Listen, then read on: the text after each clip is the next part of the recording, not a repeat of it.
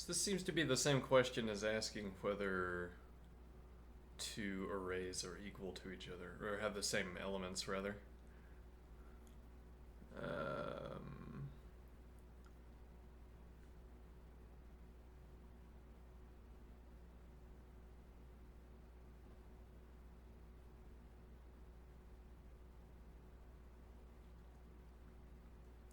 Because if nothing else, you can reverse.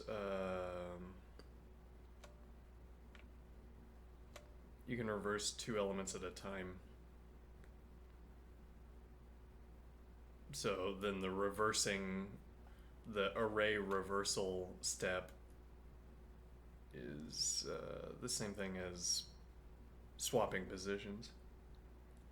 As in, wherever I need an element to be, I need 2 to be over here, so I swap 4 and 2. As it turns out, I actually need 4 over here, so that would not be the ideal way to do it. But okay, so we're looking for 1, 2, 3, 4.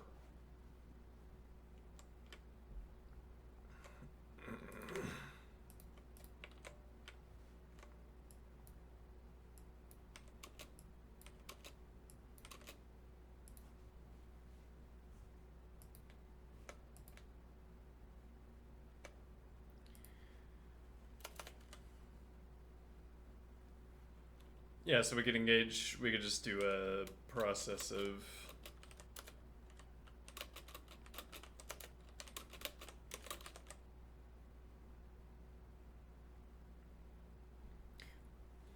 the sort of inductive way of arguing or proving that this is the case is that I could shift the least element in the target array into position through this process, and then we've reduced the length of the problem by 1, and the solution remains the same, whatever the next element is at the bottom. We could shift that element into position through the same mechanism. So this is purely a question of asking whether there's the same number of numbers. Alright, so now how does a lean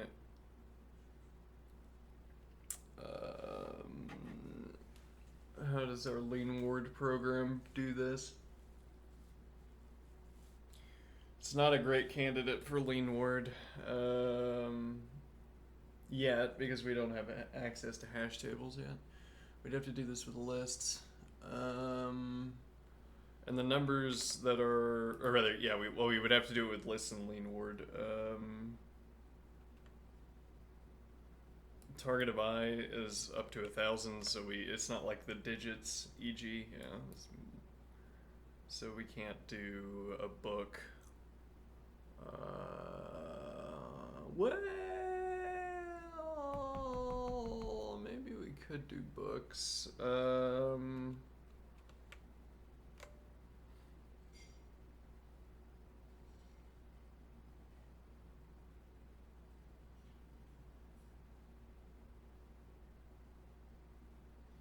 All right, let's get the hash table solution in.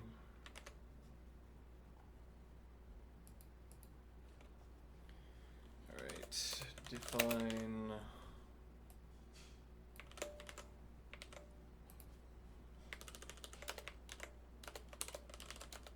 let's see.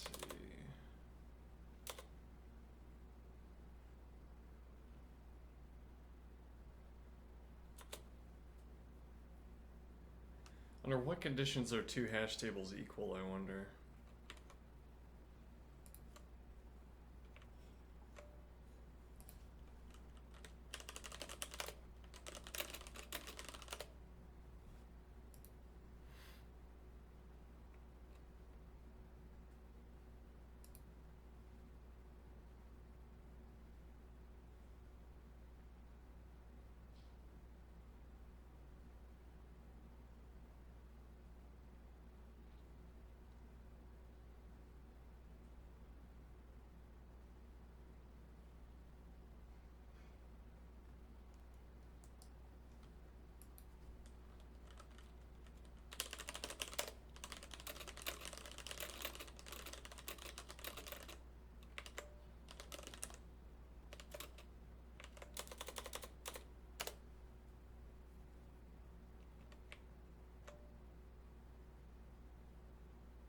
Okay.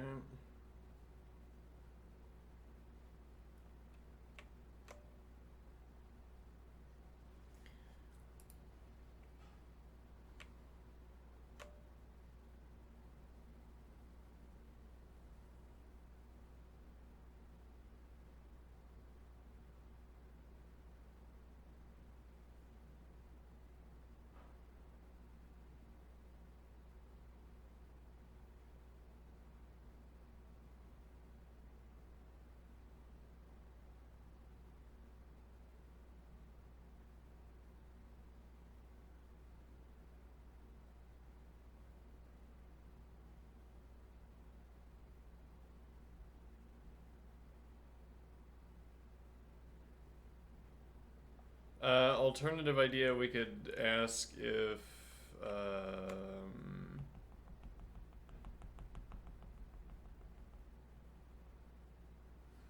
me think here.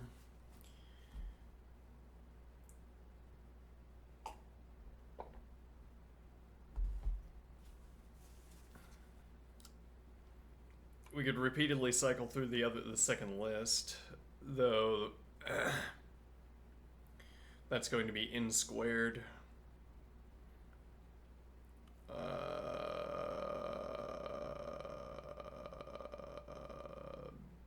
Yes, though yet another solution would be sorting both of them, and then you'd have two instances of n log n.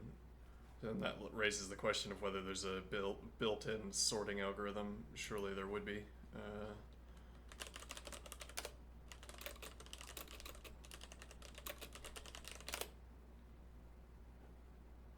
Nope.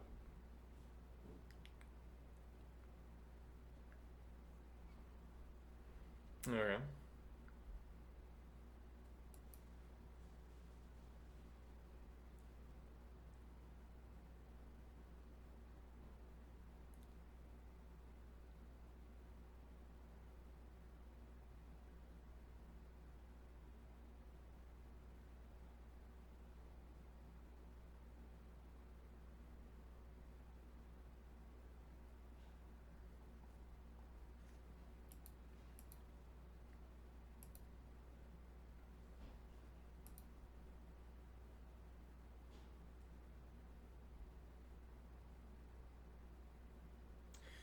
All right, let's do our hash table solution.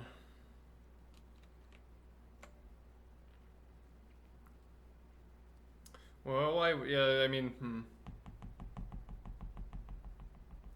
Yeah, I don't know what's going to be faster. Again, we can sort,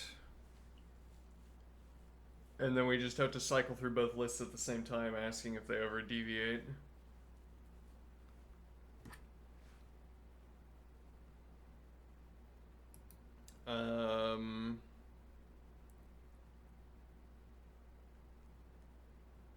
Running hash tables. We cycle both through hash tables, and we ask at the end.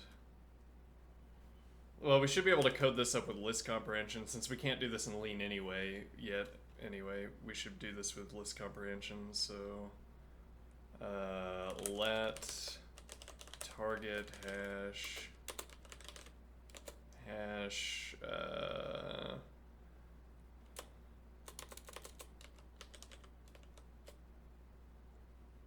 this be what entry dot frequency make hash r hash entry dot frequency make hash for each plain lambda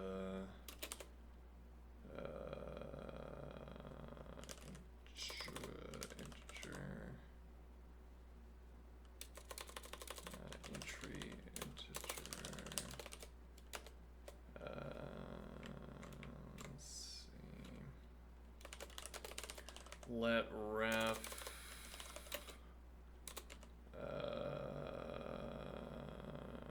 this is going to be a frequency hash ref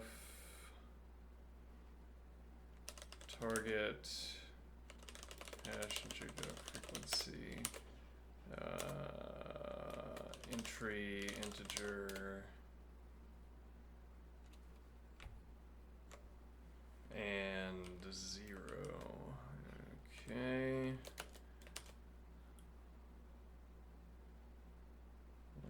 Set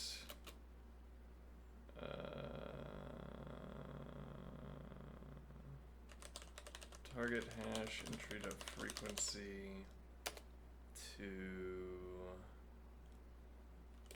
add 1 ref frequency.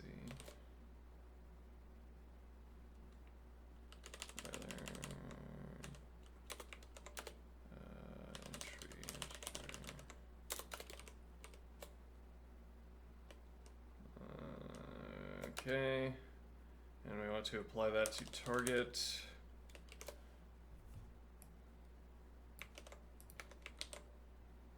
And then we want to apply that to R, and we want this to be the R hash.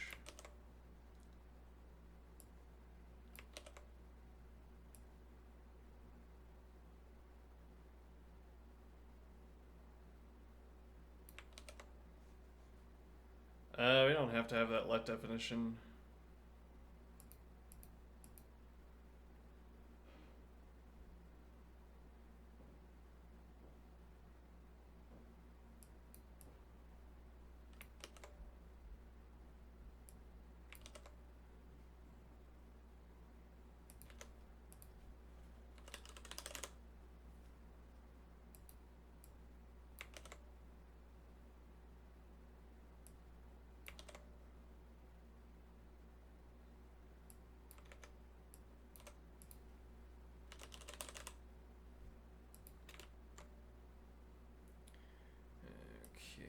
Then we will not have it.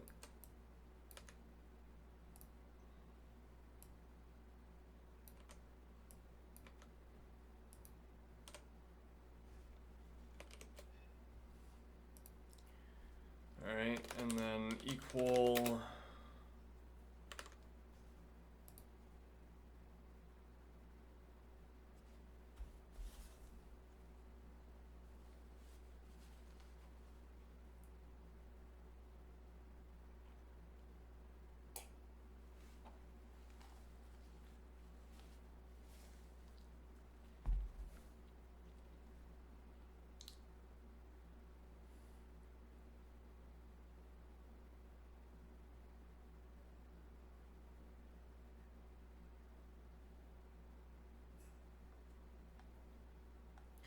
We want to use the cheapest equality that we can.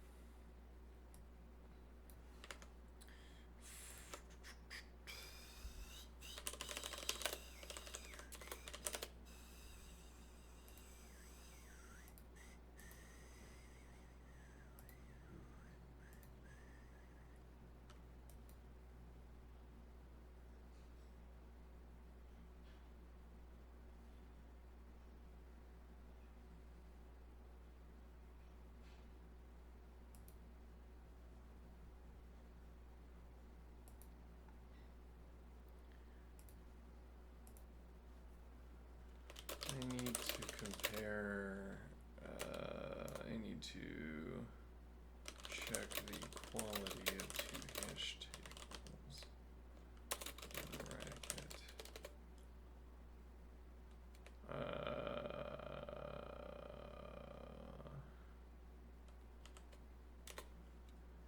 I am aware that the various equality checks, these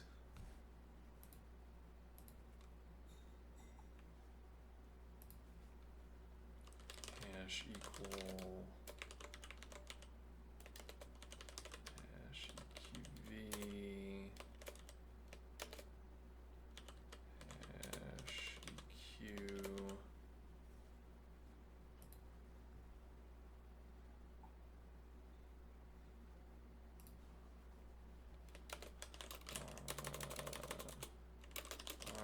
not all equally cheap. If I don't know their expenses.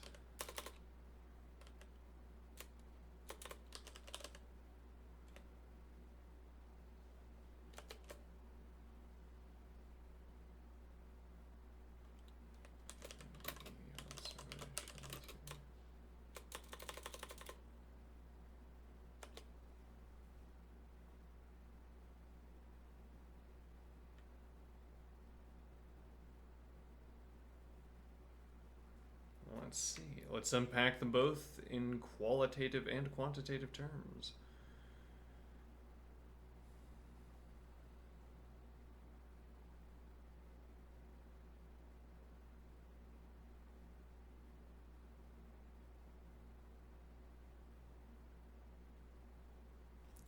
So symbol / keyword, keys and values, numbers and characters, general structural equality.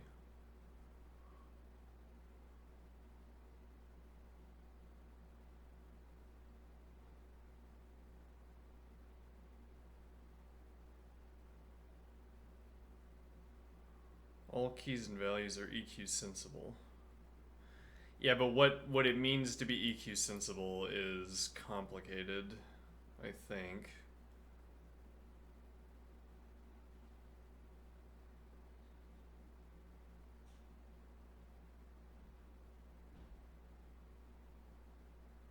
Keys or values are numeric, so we could probably get away with equiv.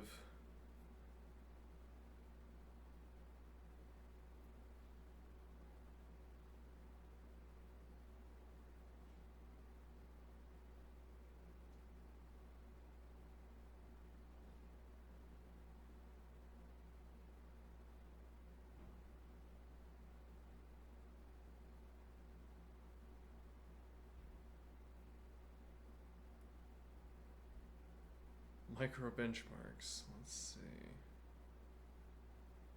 Oh no, yeah. Well, here you see my fears about. Looks like we can get away with hash equiv without losing too much.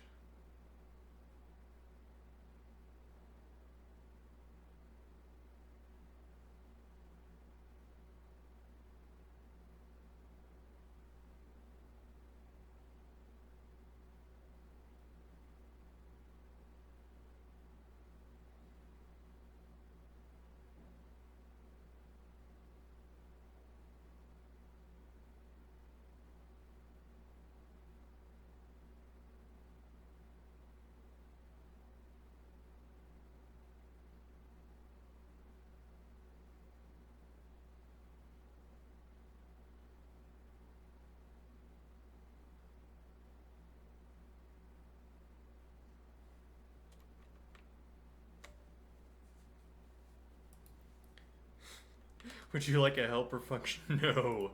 No, I would not. Hash equiv.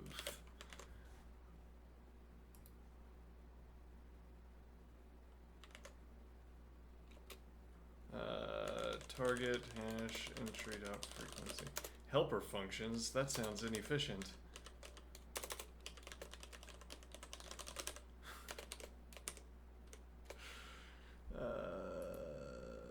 Okay, that should be it. Probably. Let me see here. So 1, 2, 3, 4, 2, 4, 1, 3.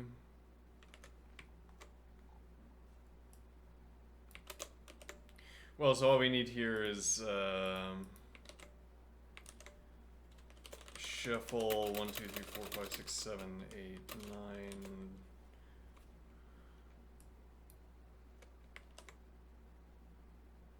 Rather, list of those values.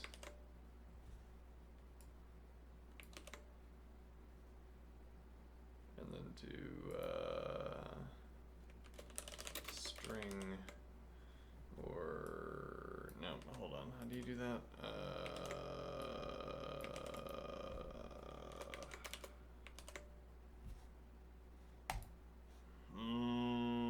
I feel like this didn't do this in the past, and we, yeah, whatever.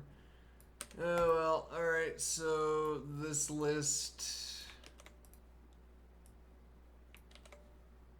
And then we have this number sequence instead. Okay. And now the answer should be yes. This should be hash set.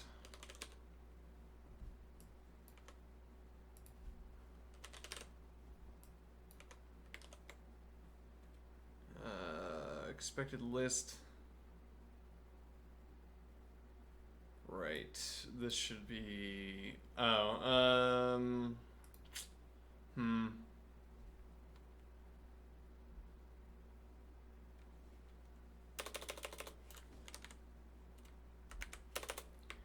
Alright, target to T.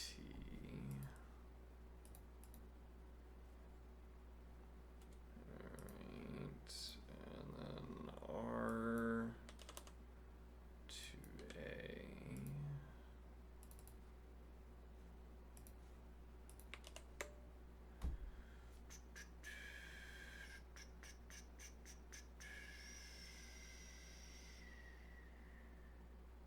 Expected 1. What? How are you gonna have one argument to...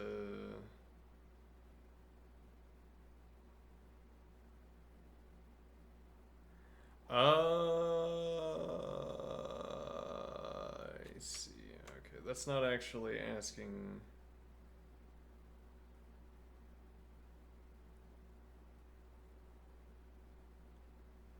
It's not actually asking about their equality. That's asking if the hash table is such that... Alright, well, we might as well ask that question.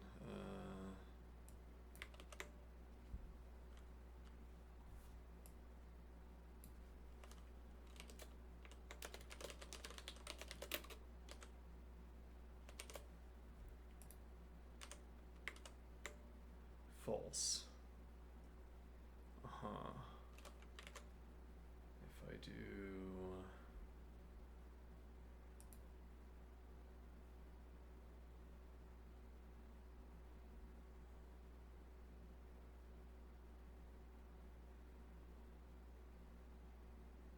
Interesting. Okay. We just learned a lot about hash tables. Okay.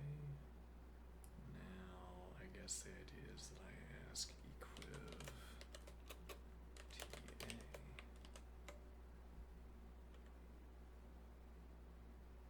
Also, this should have bracket.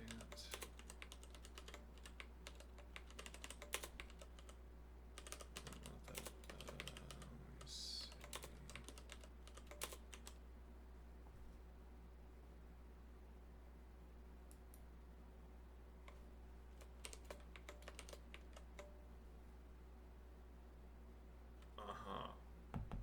Okay.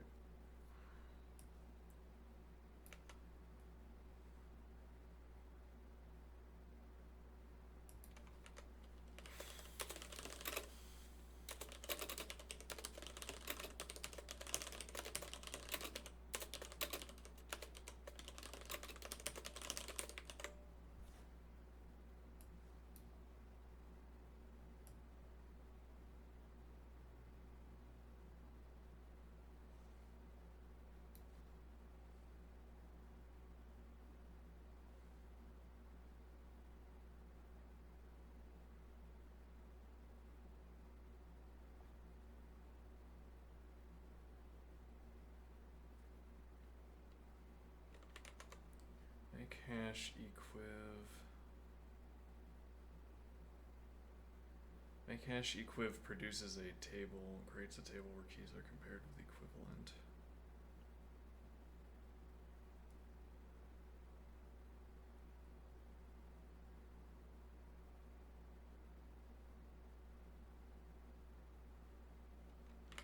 Yeah, I thought this would be 5 minutes, and it turned out not to be 5 minutes.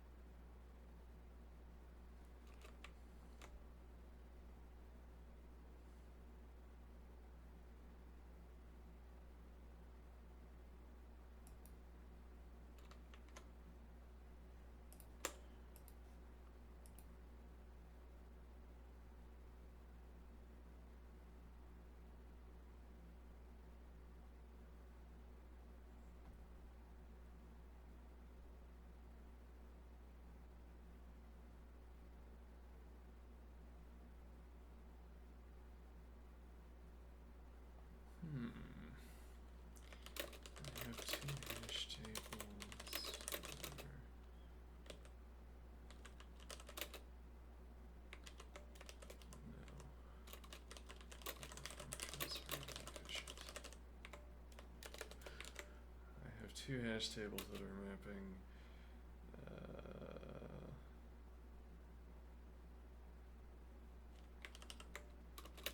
I would move the electrons right there. That's if I could. I have two hash tables that are mapping integers to integers.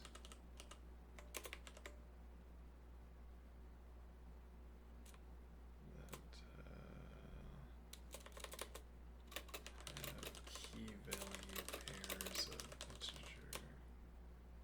Key dot value pairs of integer, but equiv is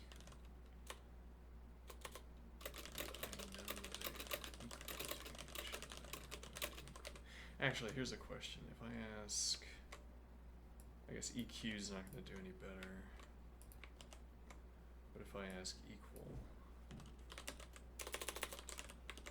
so maybe, okay, never mind.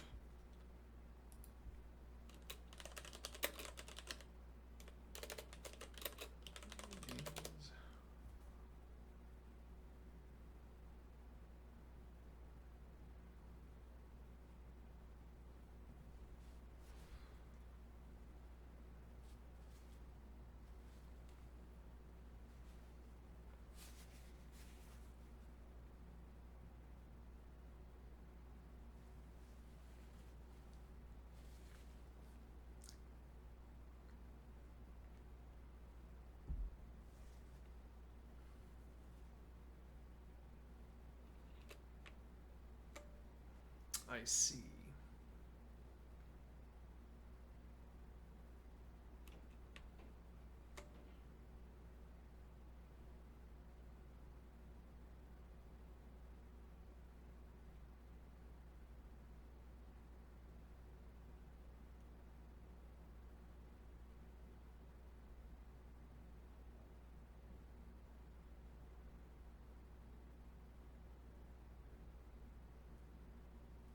Hmm.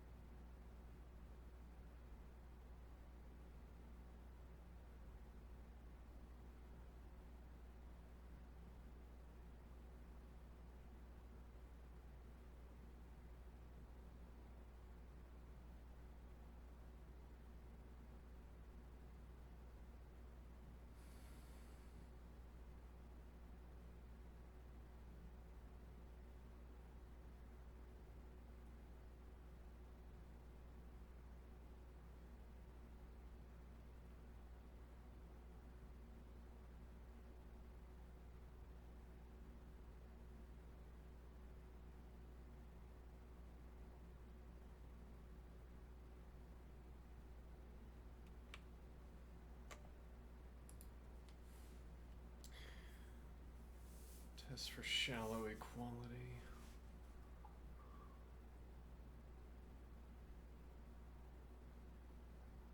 I guess I didn't really understand the. Let me think here.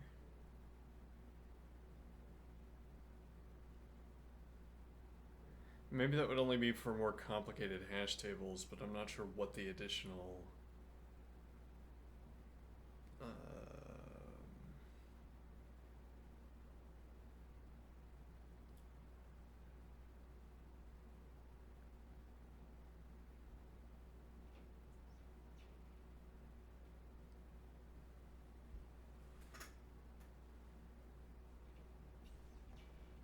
I'm not sure what the additional cost would be.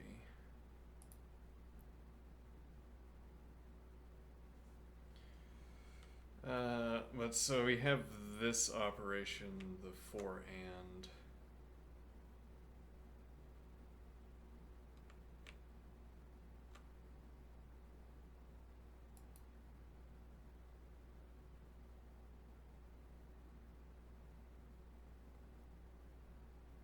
Let's see.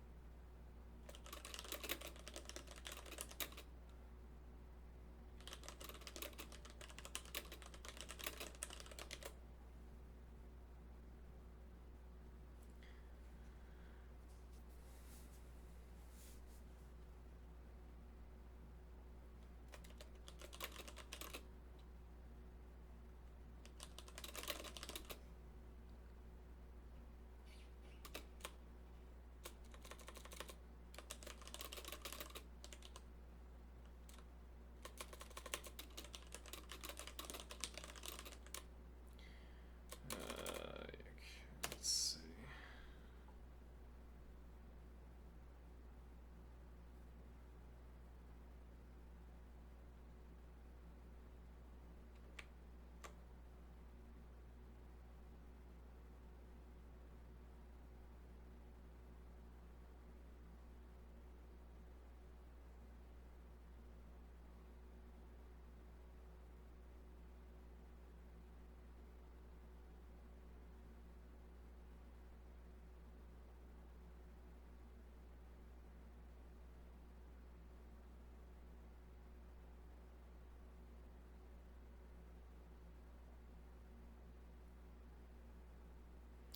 It doesn't compare whether H2 has any extra keys. Yeah, that's a problem, because you could have equality all throughout H1 and then have an extra key. So we'd have to run a length check at the beginning if we wanted that solution.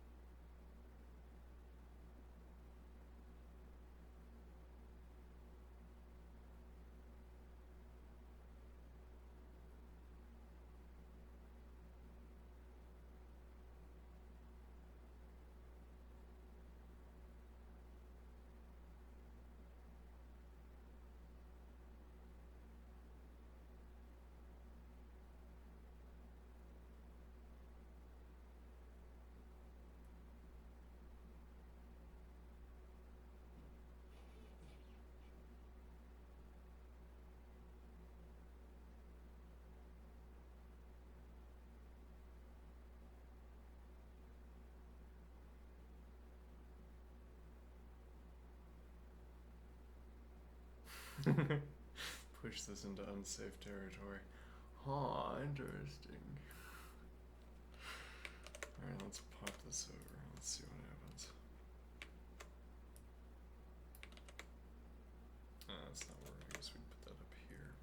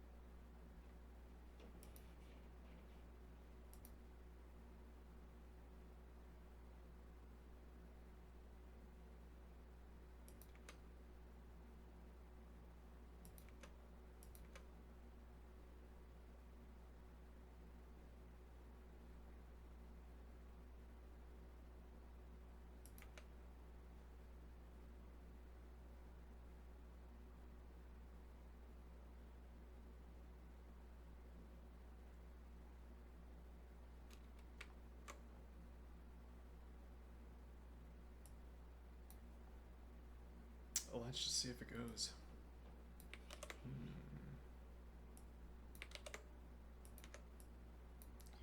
This is going to be a T, A. Let's see here. Aha. Do we understand how it works? Let's see. Equal size. That makes perfectly good sense. H1, H2 up here. And equal size. So this is specifically designed to H1, H2, so this doesn't take arguments. Okay, and equal size. So this, for instance, could be unsafe fixed num equal. And then we could do unsafe fixed num equal for the outputs of these hashes as well.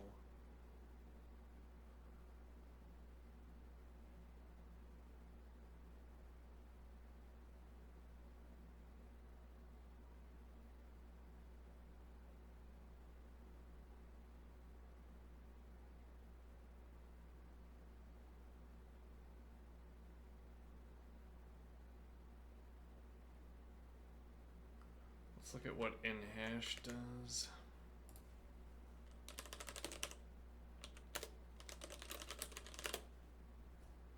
I don't think that's going to be under hash tables, but maybe.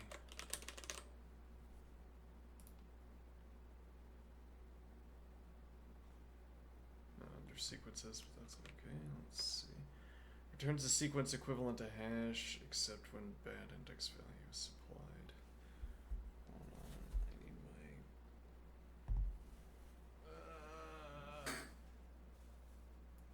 oh no.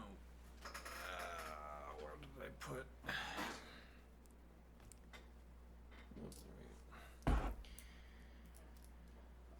Returns a sequence equivalent to hash, except when bad index value is supplied.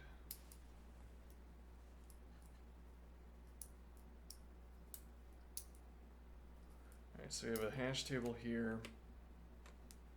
A1 bound to... either A, symbol A bound to 1, symbol B bound to 2. Alright. So key value.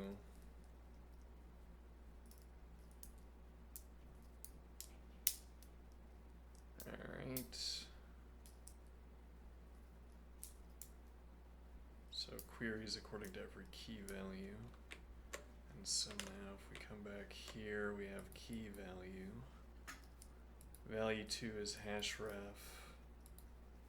H2k false. Okay.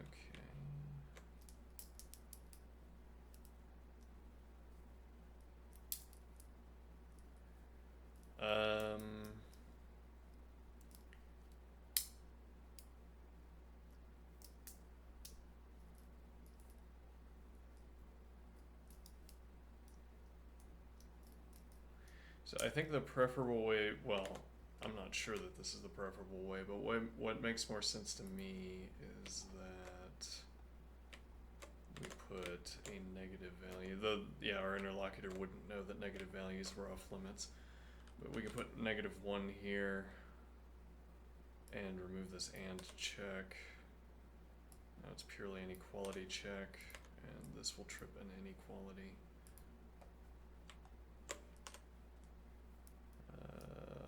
In the event that a key is not held. We check the equality of the key counts, and then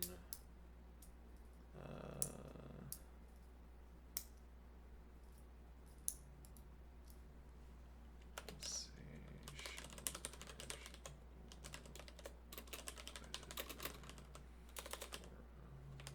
Is that what this is called? Okay.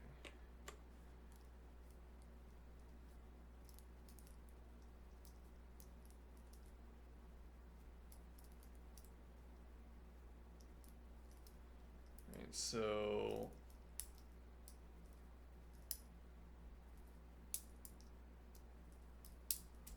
this will trip the inequality. This also, we know that this scans, we know that the key count is equal, so we're going to pass over every key of V1. There's either going to be there's a corresponding key for every key in V1, but if they're not equal to each other, then we get it back -1. Alright, makes sense to me. Okay. Now, this procedure ended up being kind of horrible and taking way longer than I expected. And I don't think we're going to be able to use this solution for Lean Ward.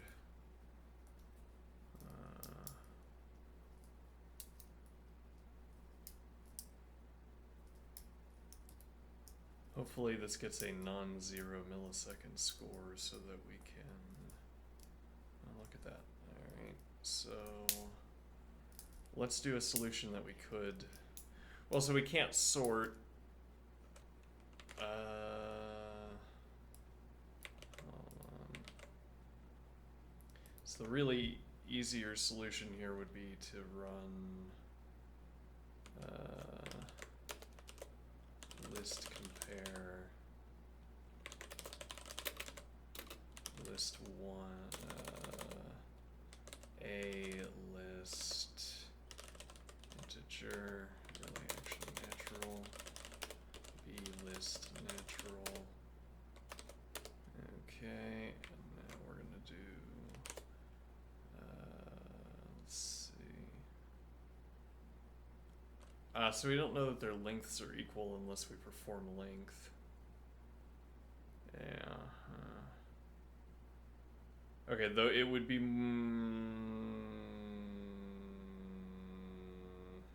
interesting.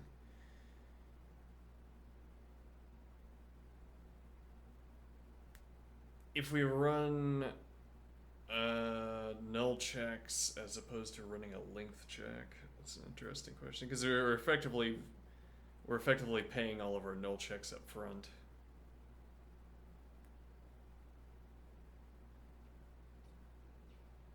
Yeah, though if the lengths aren't equal, we could get early termination, whereas we'd have to cycle through performing all the comparisons. So I guess we do want to perform length. Okay, so we know that the lengths are equal.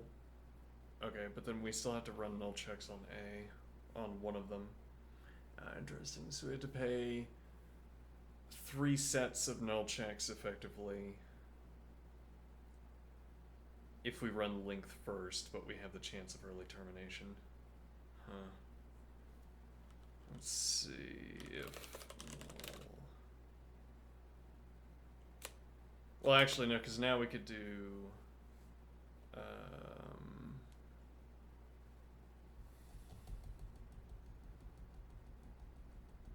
what, for and? Now that we've been just introduced to this, let's see.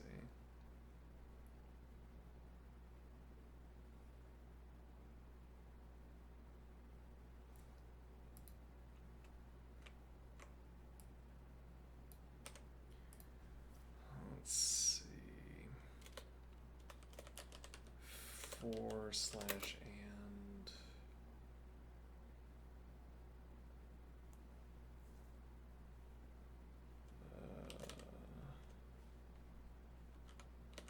v1 v2.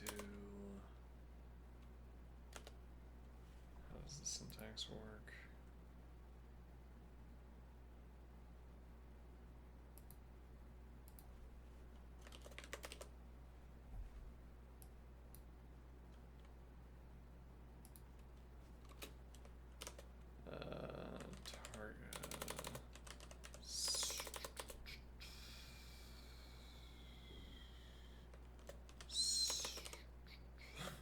One moment, sort, target less than, sort r less than, okay. And then that closes.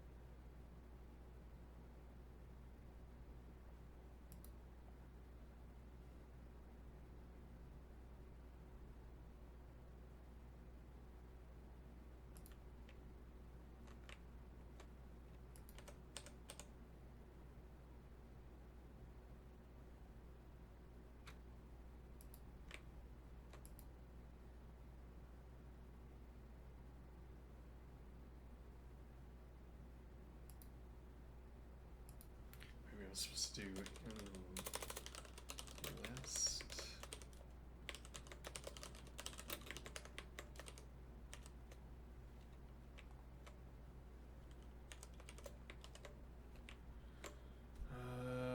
No.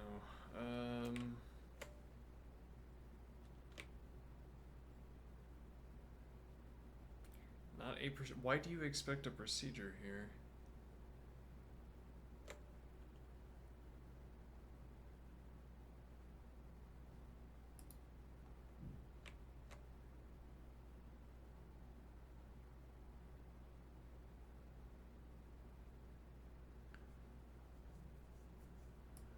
Presumably that, but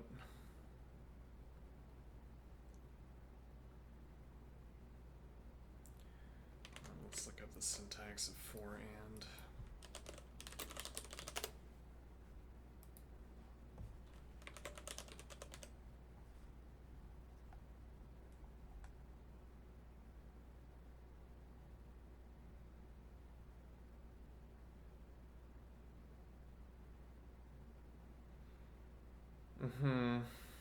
Oh, it's for slash and rather.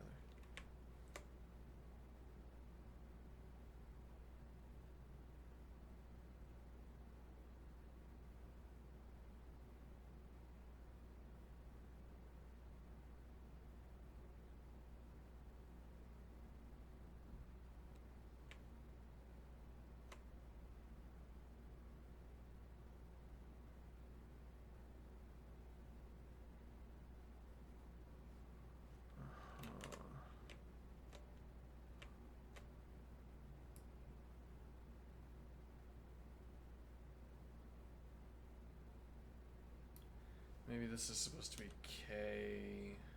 No, hold on, that's the wrong tab. Maybe this is supposed to be V one sort target less than.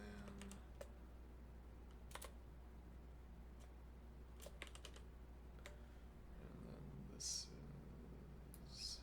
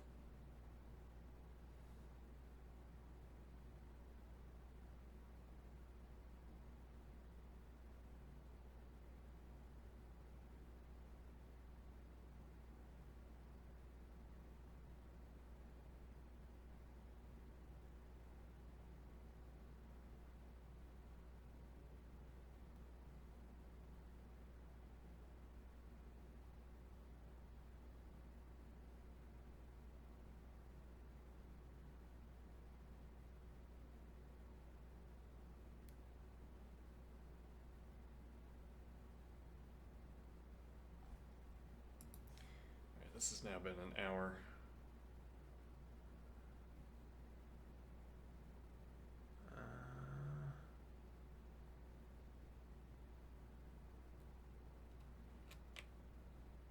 Unfortunate. Yeah. Let's see.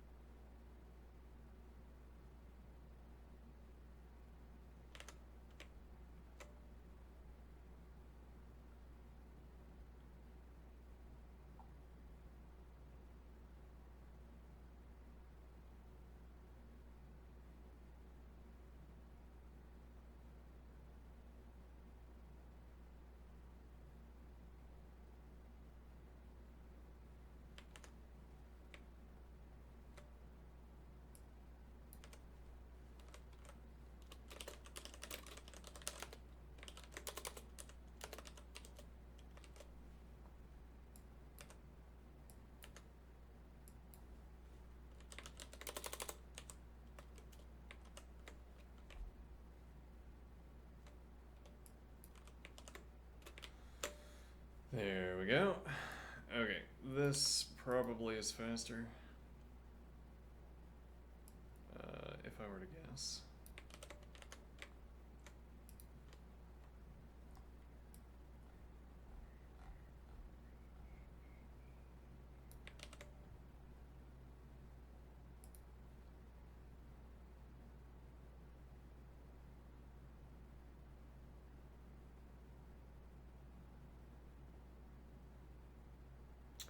What happens if I run these and they're not of the same length?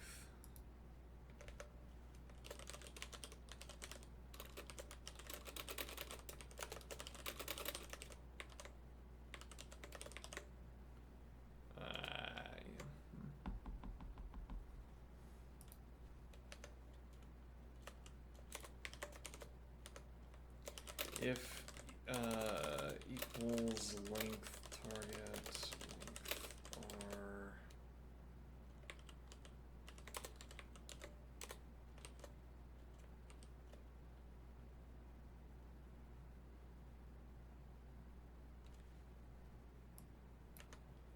run this operation, else false. Okay.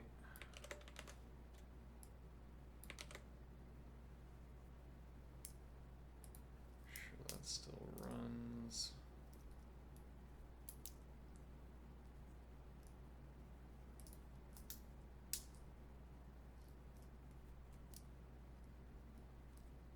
Yeah. All right, now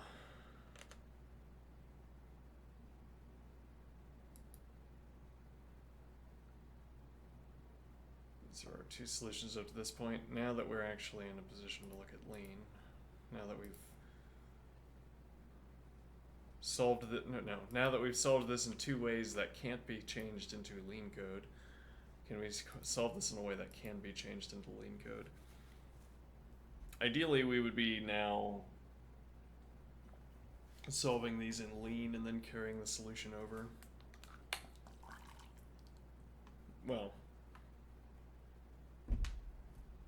we can reach that point and start doing that at some point. Alright, so now we're going to come up with a list-based solution.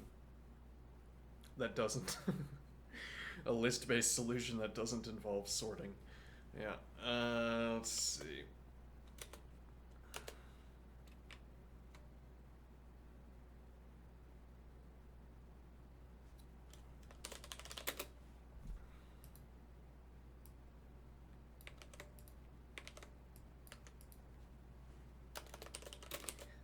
If not equals length target length bar,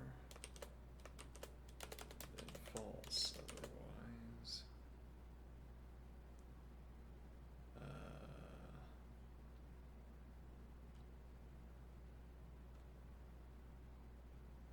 Let's see.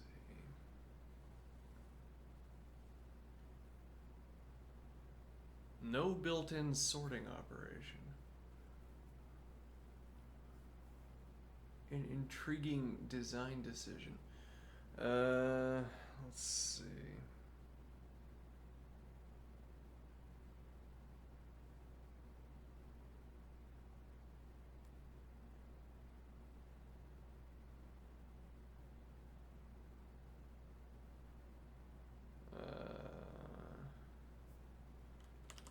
List shredder.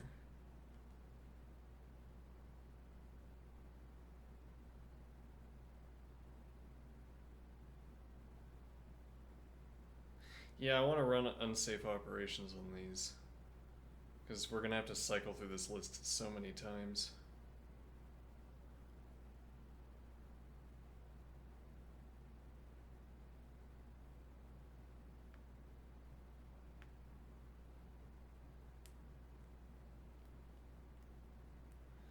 In addition to asking about length, we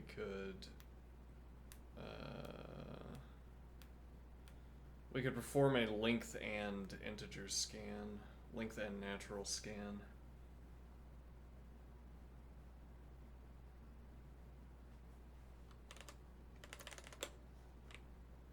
We only have a guarantee of integers, which allows for negative values.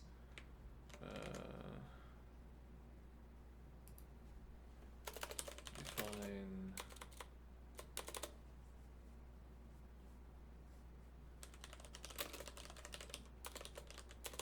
length and natural.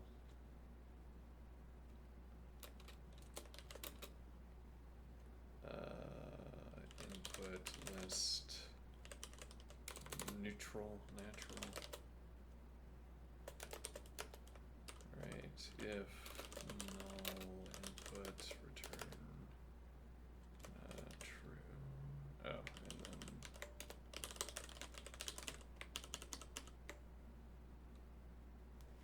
oh, so actually we could do,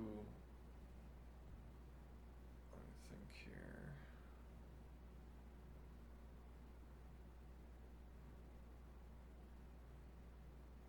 This could be a fixed num equal, because length has to produce.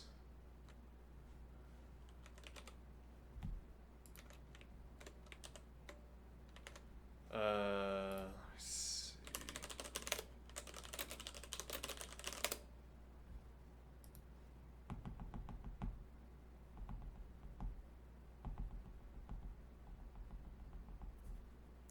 Yeah, we'll just go back to unsafe. Unsafe equal.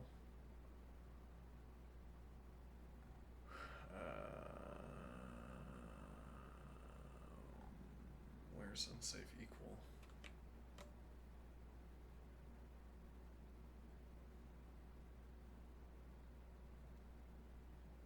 So what are pop counts? Let's say if fx equal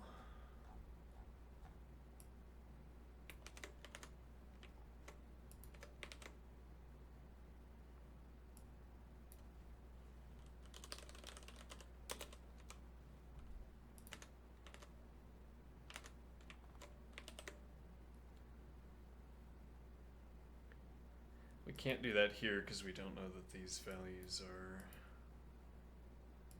right. Okay, now over here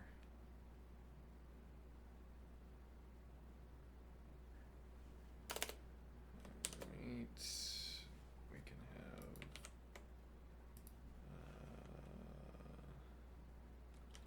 if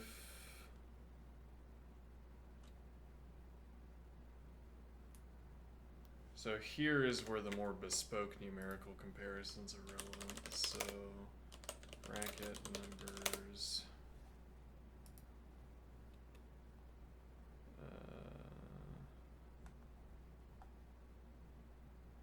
positive integer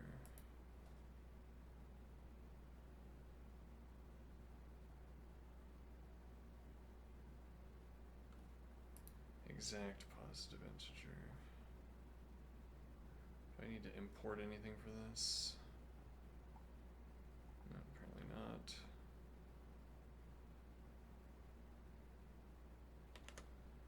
Alright, so if exact positive integer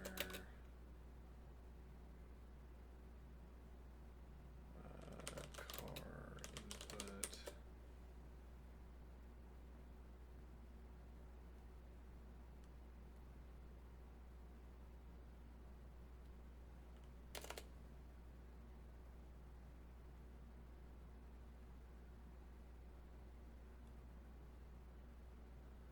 then run length and natural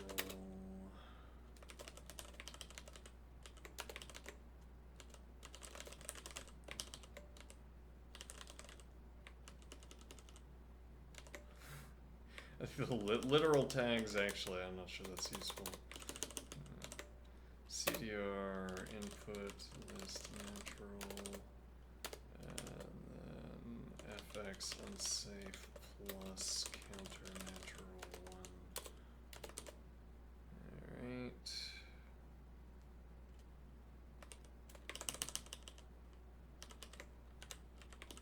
I don't really like the curly brace on functions as much as I hoped I would.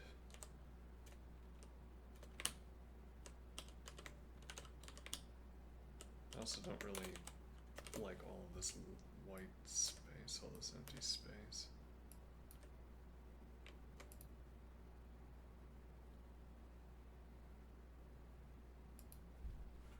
Oh, else.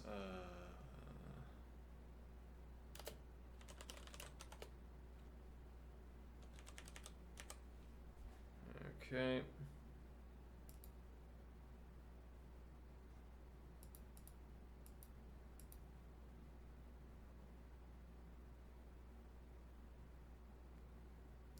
So now what do we have?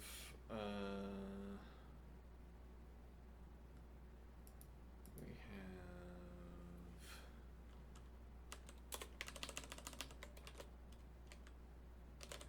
have output actually counter.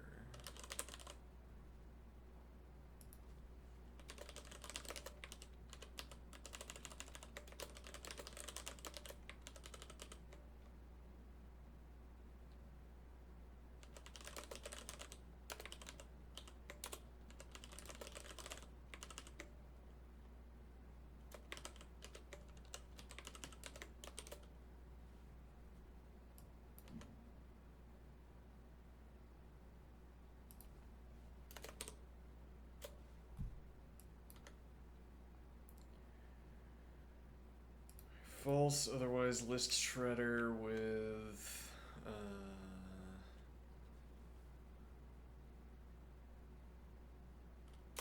list shredder 0 with target and R.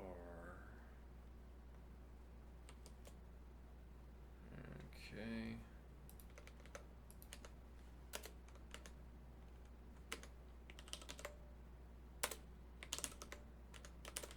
Define list shredder 0.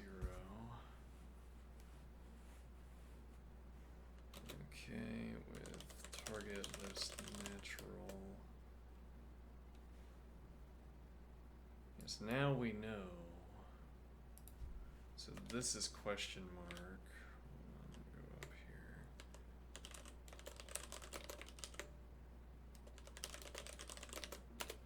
If we remain constant in this practice,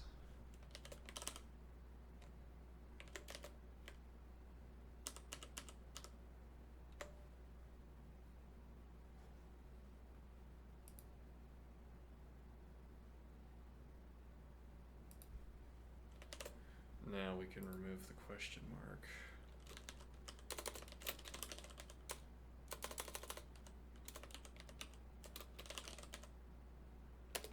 Target our list natural.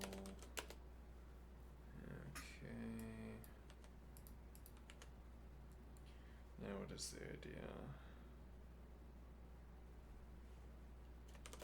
If null target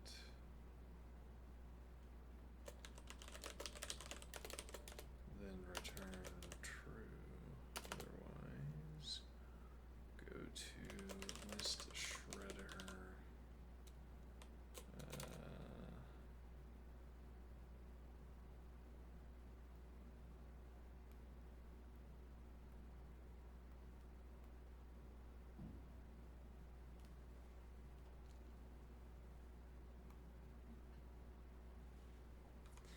Here's where we should be defining an internal loop, I guess.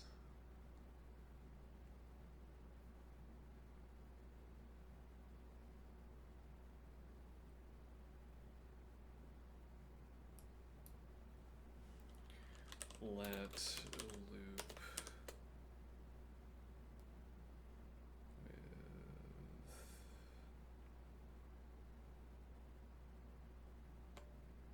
let me see here.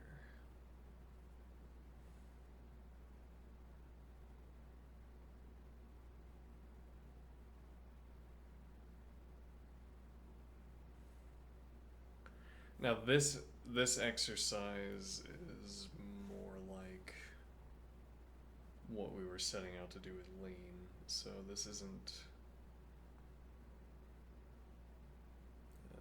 off target, off base. By which I mean what we want to do, what we want to be practicing is figuring out how to write code in lean. In this case, our knowledge about how to write lean is limited to list manipulation. So we're figuring out how to solve this problem with lists, without hash tables, without list comprehension even.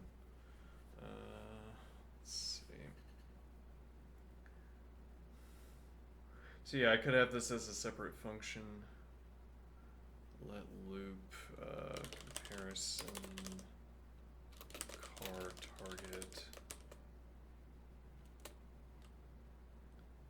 I need an example of loop syntax.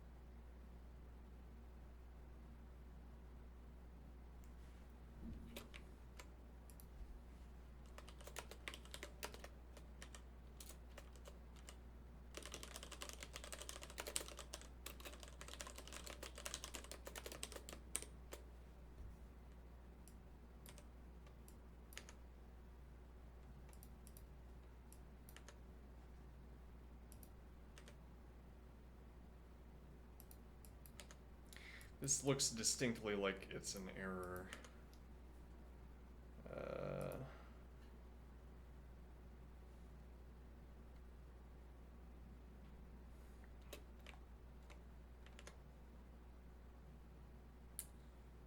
Let's see here.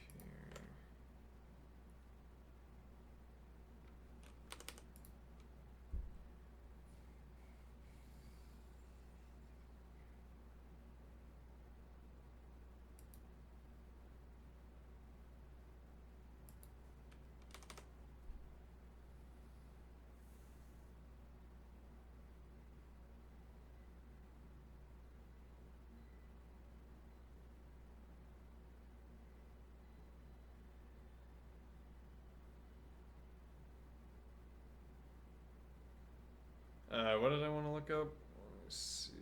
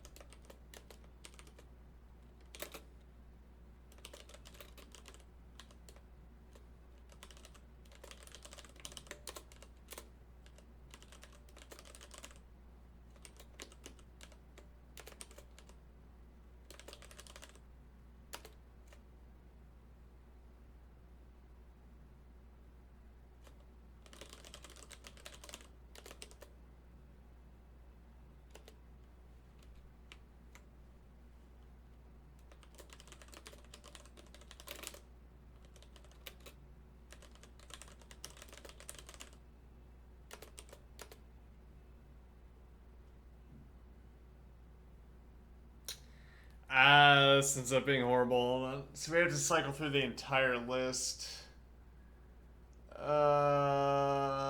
Unless we want to do like a warehousing. Yeah, we'd have to use a warehouse solution.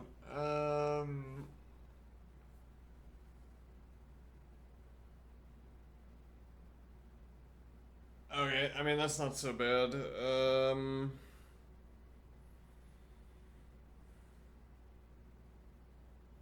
Alright, but then let's put this aside and implement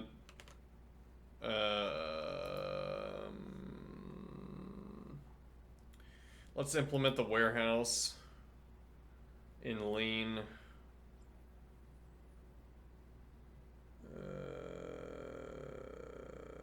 Okay, let's see.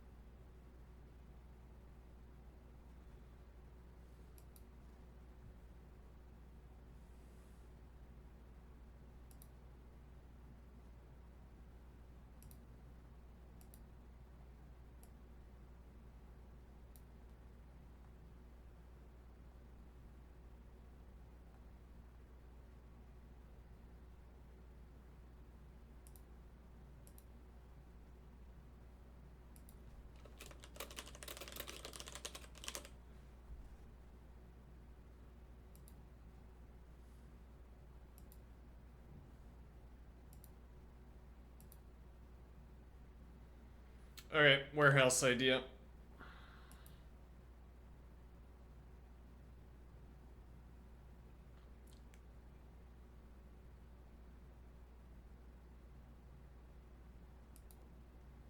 Oh. What did I do? Hold on. 1460.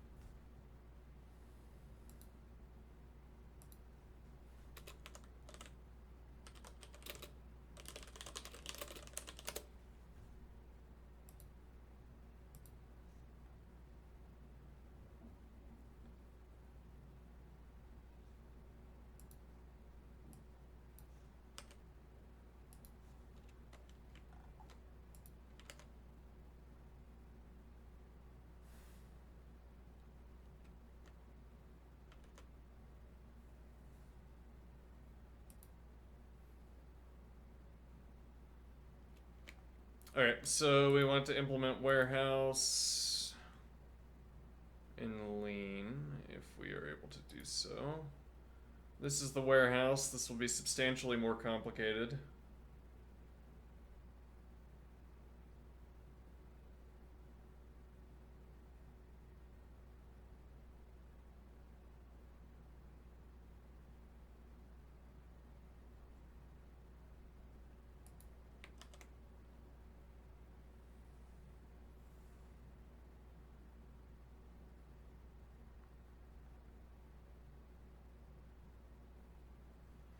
So let's go through what this algorithm does. We have storage cycle function, we have nums list integer, our withdrawal box, deposit box.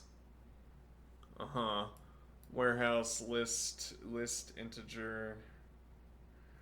Right, so the first step here is we'd want to rewrite.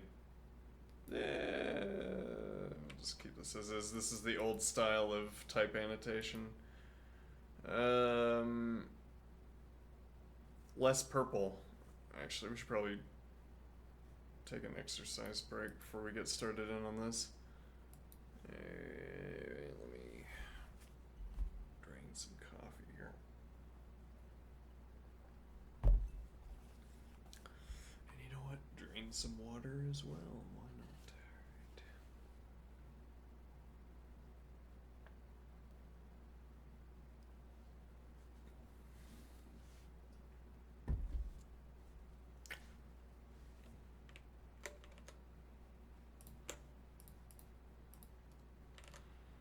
Alright, I'll take a quick break and then I will return.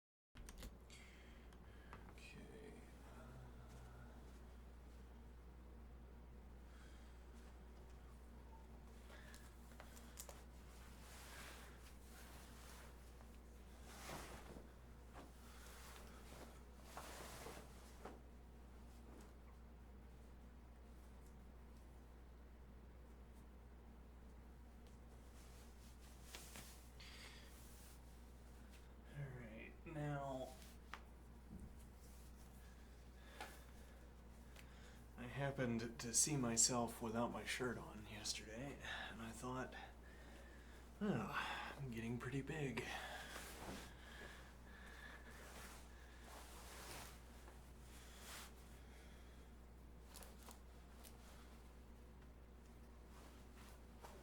Muscly.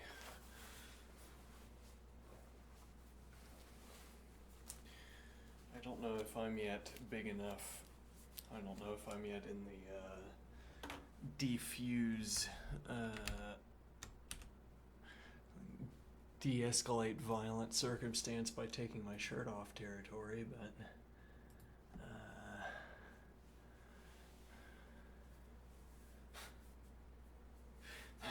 that might not be a value that you can actually achieve.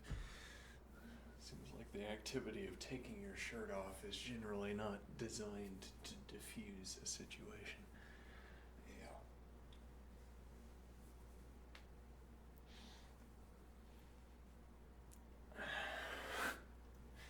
Well, because at that point, if you were, say, removing your shirt in order to intimidate someone, well, now you've said, oh, are you intimidated?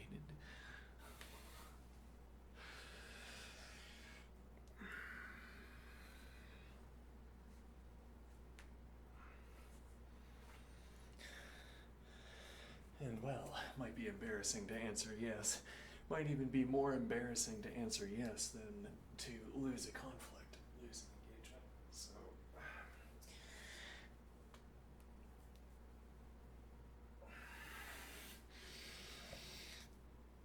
well, if nothing else,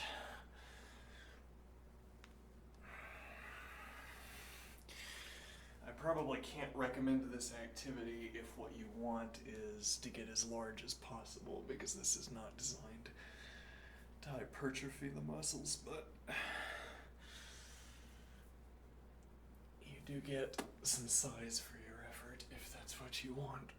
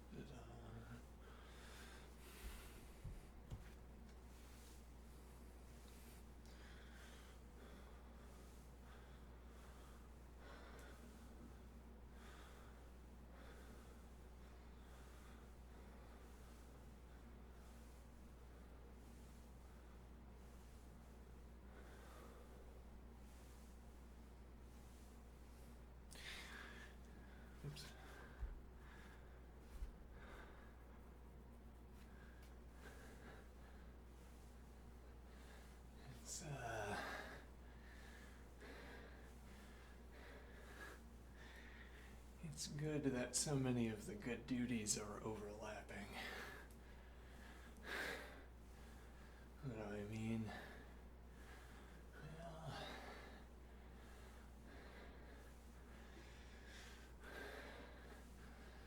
I want this kind of body. I want to train my body to be a partner to another person. Who knows when or for what reason you will need a trained body when you are engaged with another person. But then I would want to do this anyway. Cheap investment in cognitive capabilities.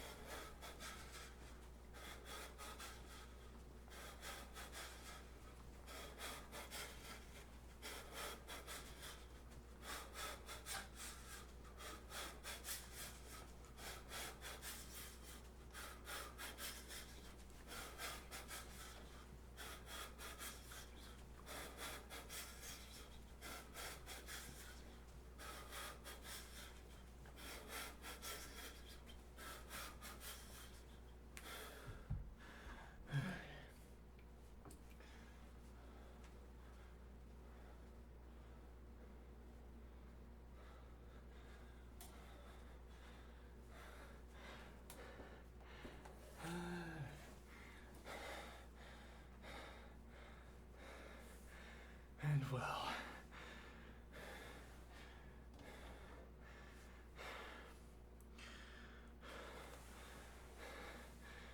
relatedly,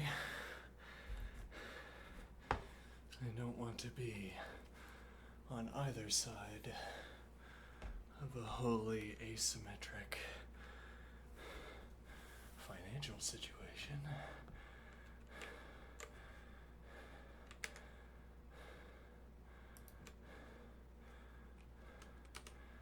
Alright, so what does this do? Null withdraw box. Okay.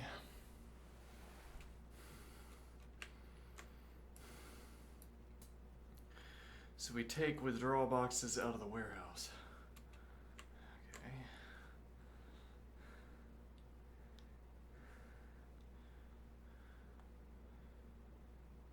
Then what do we do? If null withdrawal box, then we ask if the warehouse is null. Okay. If both the withdrawal box and the warehouse box are null, then we ask if num's list integer is null. If so, then it is the SKU integer, our comparison integer from down here. Our reference integer, since we already used the word comparison here. Is this really what we wanted to? Yeah, this might be a little bit. This also doesn't work. I don't know why it doesn't work, but there's something wrong with it. Yeah, okay, let's do something easier.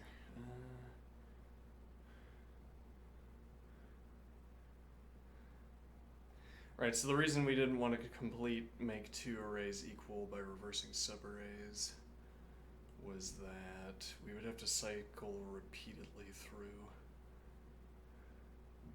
Yes, though actually that would be the point of incorporating the warehouse, to make it so that we didn't have to cycle repeatedly through. Interesting.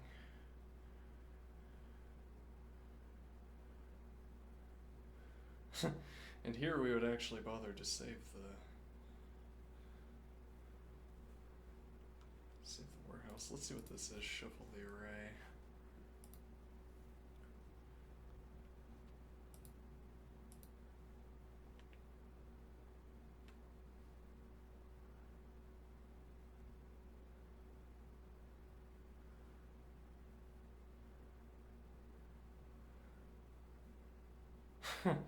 Yes, you don't want to give this to Racket because this is dead easy if you're doing this with lists. Well, a lot of the easies are quite easy, but okay, shuffle the array, which means like a riffle shuffle. We're taking x1 and putting y1 next to it, x2 and putting y2 next to it. Alright, let's do that.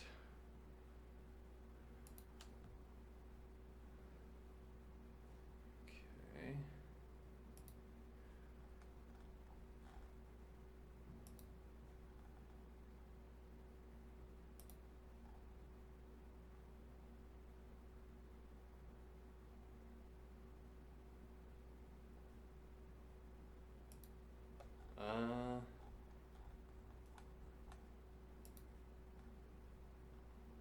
There it is. Okay. So, def, and our syntax, now that we have an hour, yeah, let's see, max product, shuffle the array.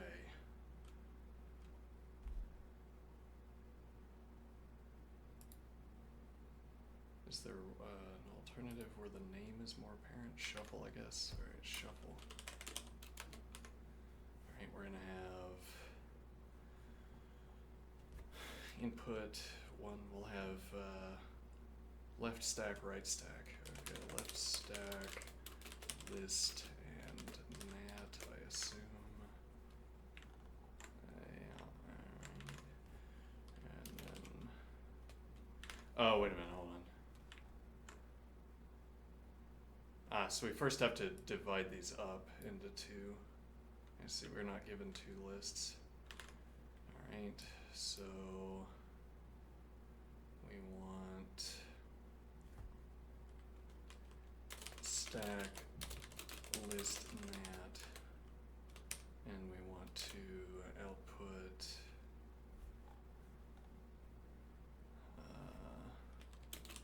list of list nats.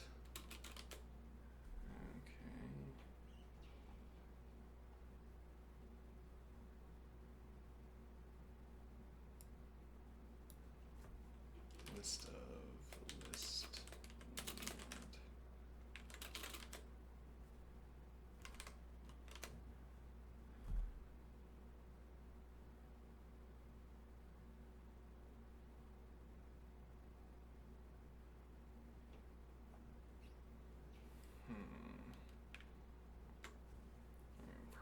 have to work with the interlocutor on this.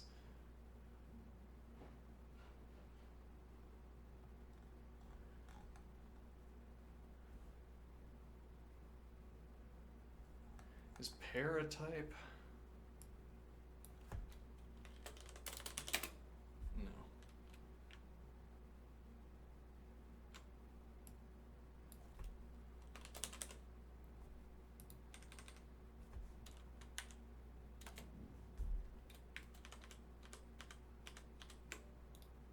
Get okay. Get that out of here. Get it out of there. I can't backspace it. Okay, delete. Shuffle list of mat. Okay, now what we want to return is a list. Okay, of a list of nats.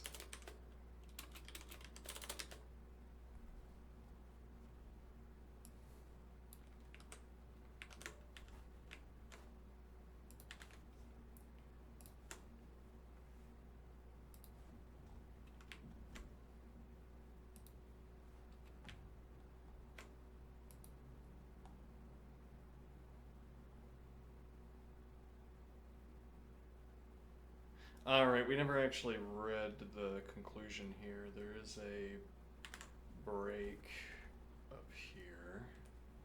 Alright, let's read what this is supposed to be telling us.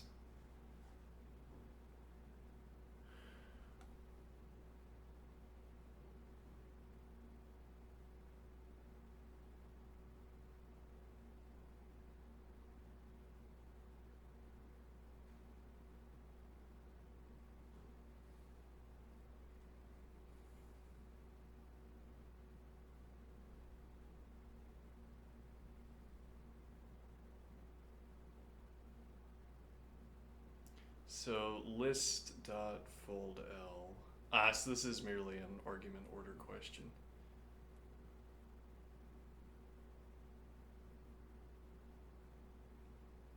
I think. Let me see.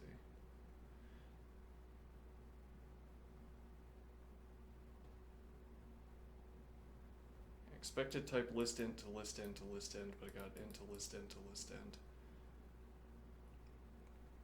Lean and VS Code's language server is inferring an expected type for the anonymous function. That expected type doesn't match what you've written. The mismatch happens inside the fold L operation. Application. How does Lean determine this expected type? Here's the line in question. List.fold L.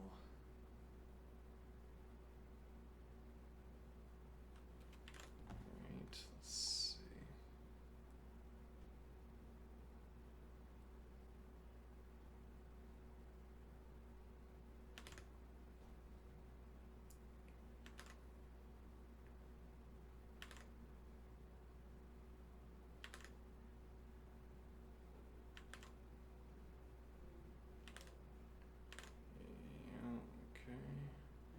Check the type of the output of list fold L, expects type.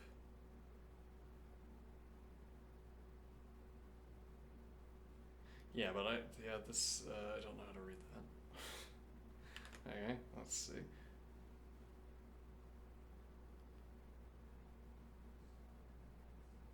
So this is saying it's the beta argument here is, oh, wait, hold on. So this is saying,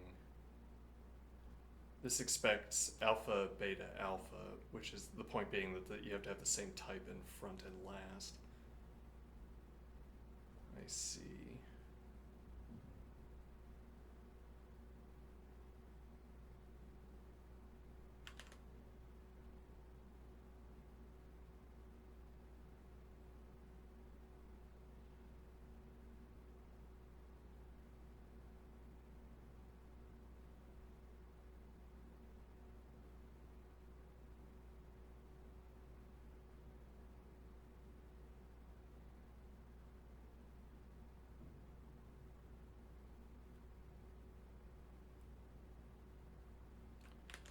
Okay, so if we merely replace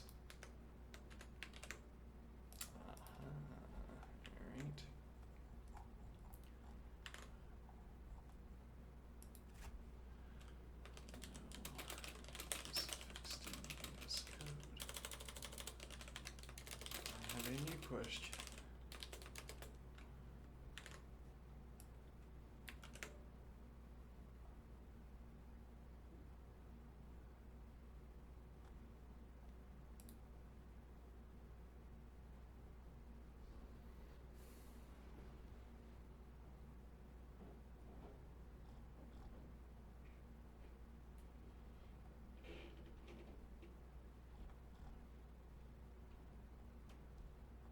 Ah, this doesn't have a name, I see.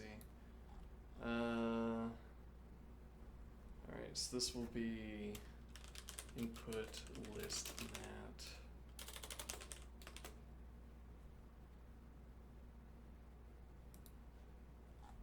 And then the output doesn't need a name.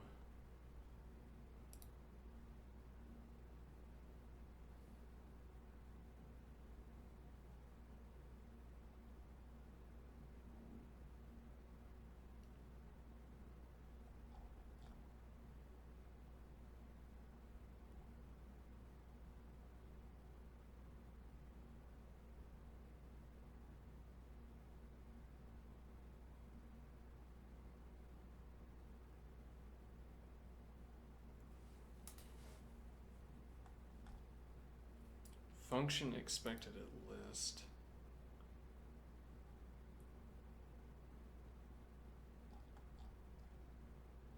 Oh, hold on. If I do. Okay, so this is still wrong.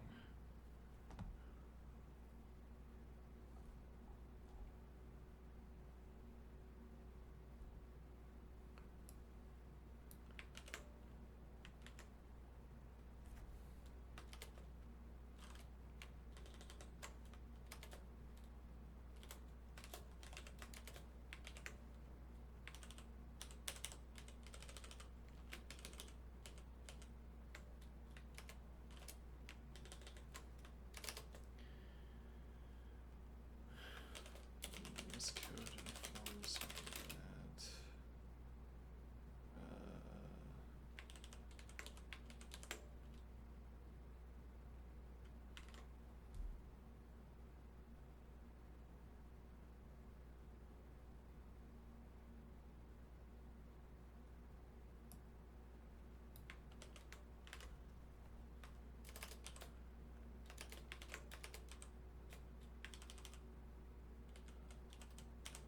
what is going on?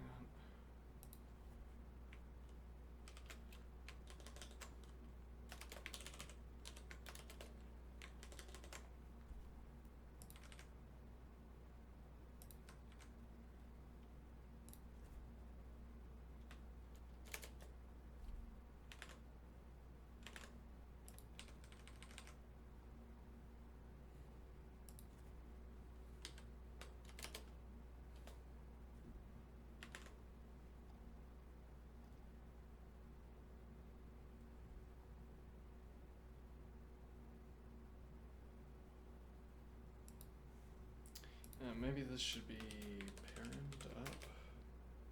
Nope.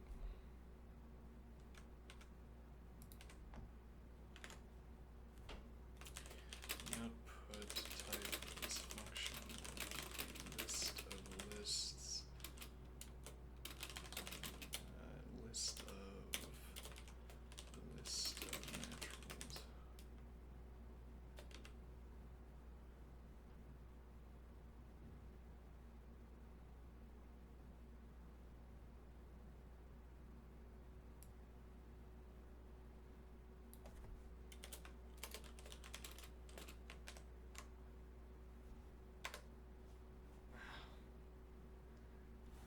I've never had that happen and wanted that to happen. Let me see. I think that's not. I don't think reloading is gonna fix that. Yeah. Okay. Let's see.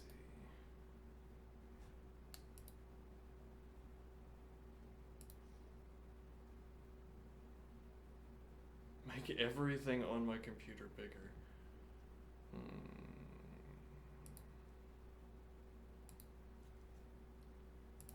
Appealing option.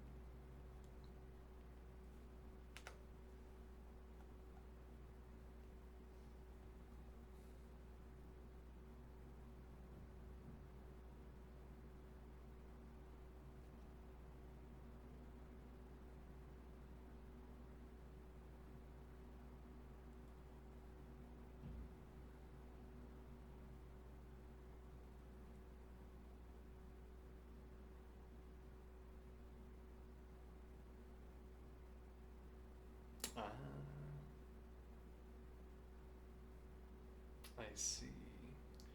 Reading this as an input. Okay. A parameter named input list, which is a nat. This is not a valid identifier. Hold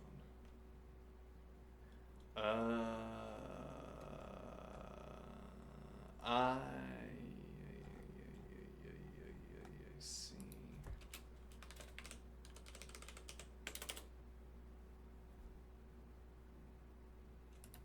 And then same idea here. Okay.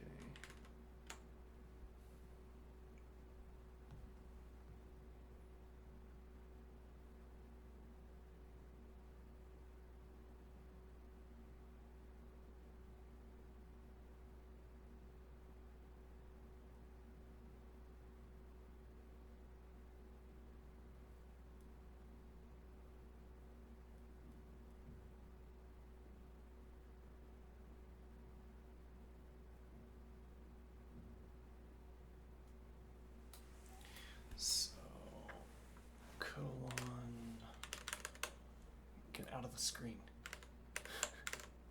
See, list nat, yeah, that's what we got.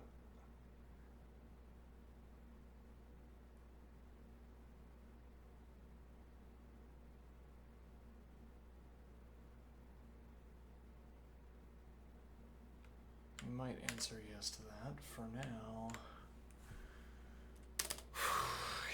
Now, let's see. So we're going to indent again. We don't have to.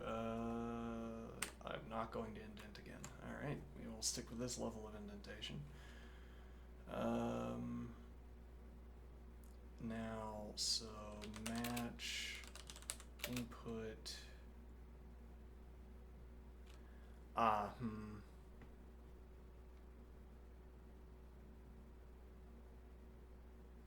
Actually, this is a little bit more complicated than I thought. We might want to think this through in Racket before we write it up in Lean. Why? Let's see. So we'll have to reverse. I'm not sure. There might not be a built-in list reverse function. If there isn't, that's fine too. We'll have to reverse.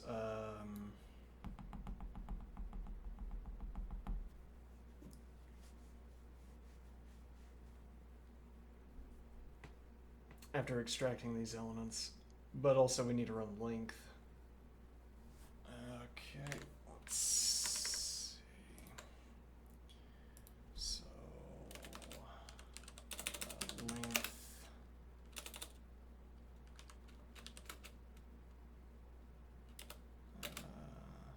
So termination.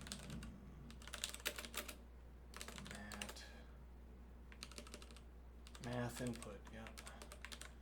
Match input. It's actually not matching input. Let me see.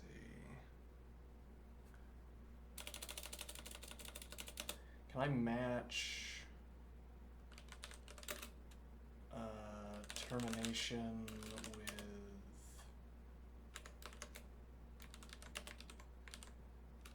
with zero? We don't know yet.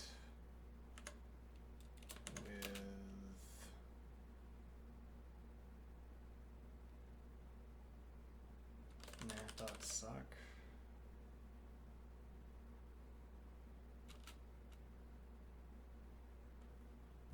Maybe.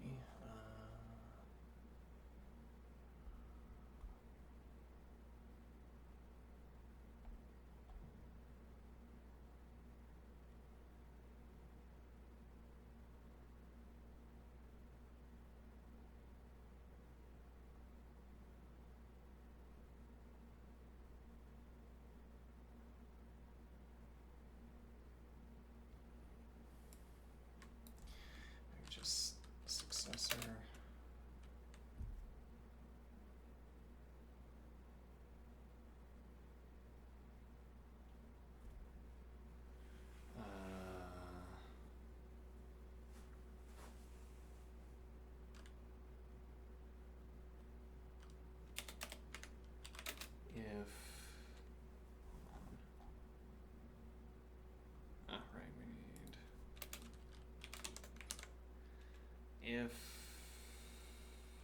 No, that wouldn't be an if. So we have active car input.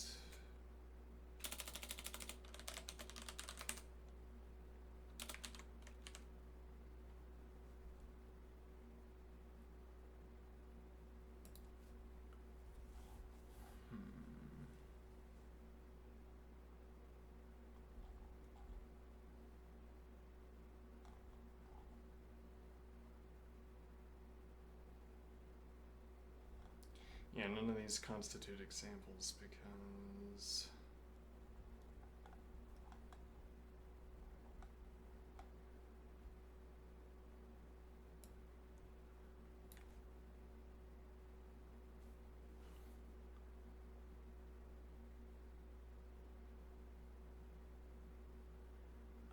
yeah, we're getting bitten for not having our let syntax ready to go.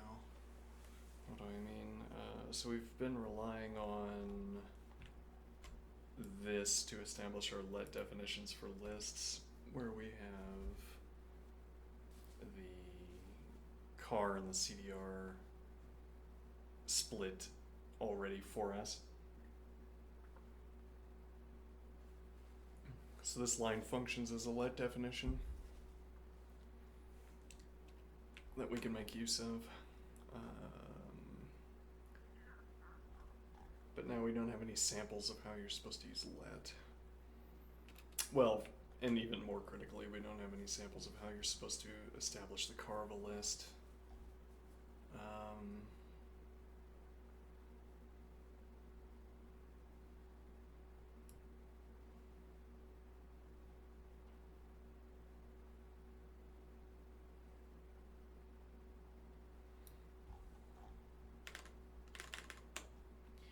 But we do have a conversation sample. Let's see.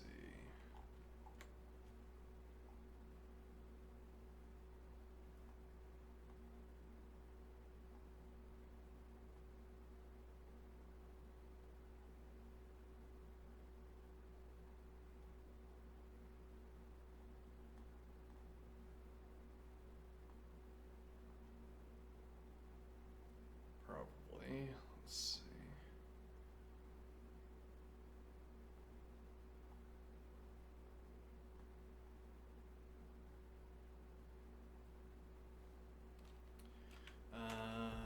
I search for the word let.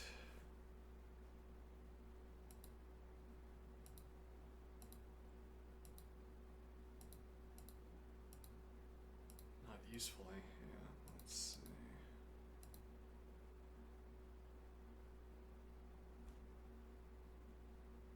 Here we go. So let active be. Yeah, that doesn't work.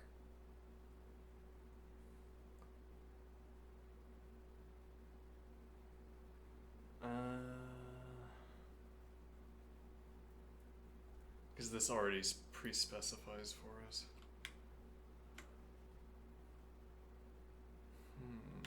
Okay. Match termination with 0.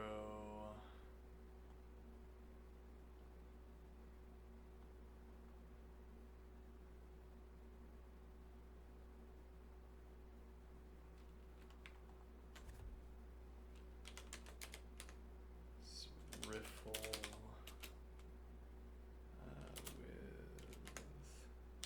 input and termination.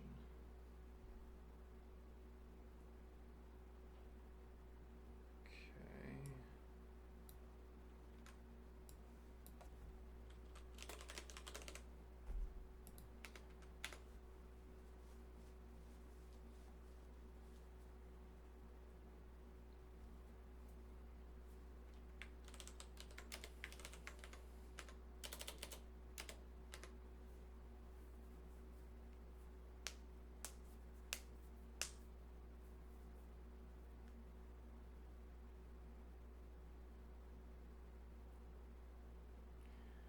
Now what?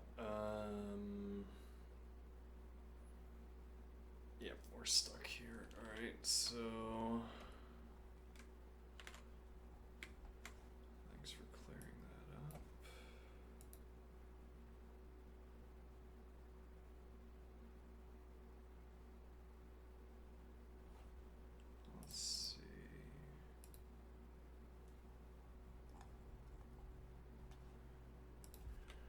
sure.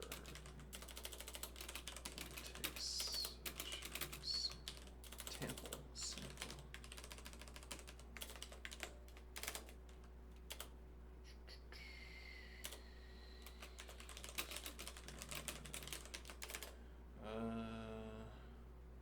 Next problem. Our examples up to this point have not clarified, have not shown how to construct a let definition that specifies correlated list. Though actually I could probably write the same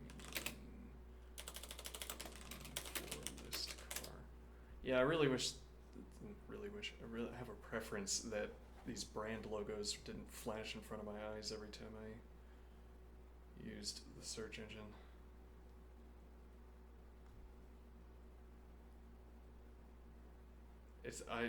I've spent like hours and hours trying to figure out how to make that stop, and there's not really a way of doing it.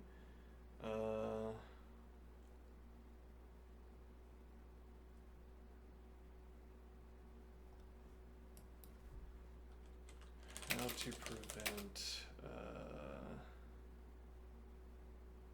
how to prevent brand logos from flashing on the screen always. Search bar.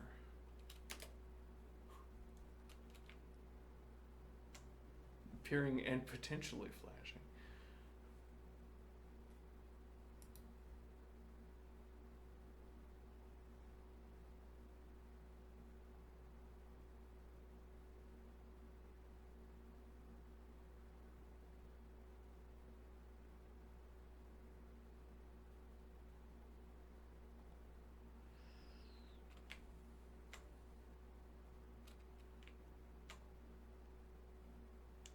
Omnibox rich entity suggestions.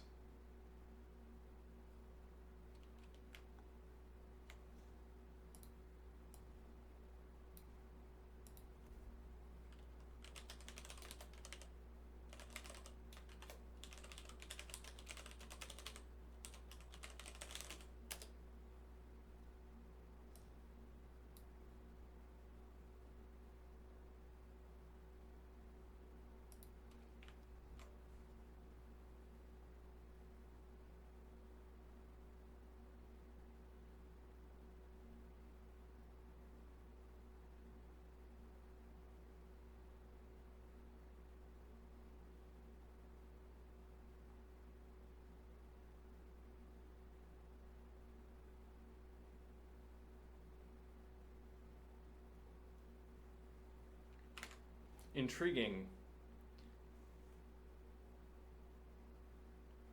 Disabled in the drop-down menu. Which one, I wonder? There are hundreds of these options.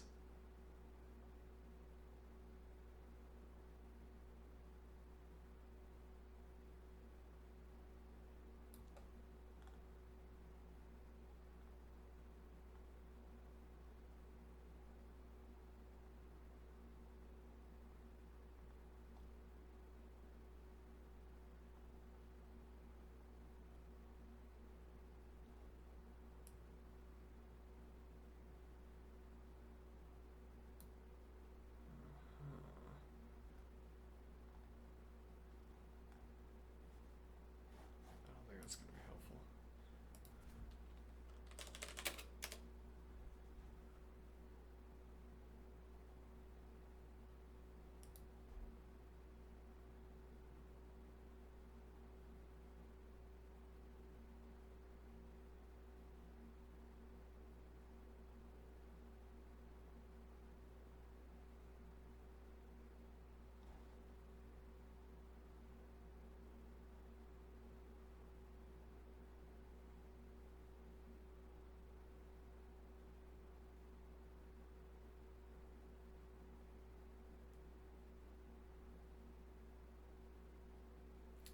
Yeah, that's going to be another 2.5 hours that produces nothing because they want to flash brand images into my brain for whatever reason. Okay, never mind. Let's see. Yeah, we don't know how to do list car.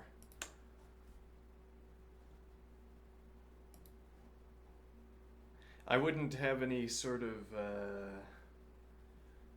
I wouldn't have any opinion about it if it wasn't impossible to remove.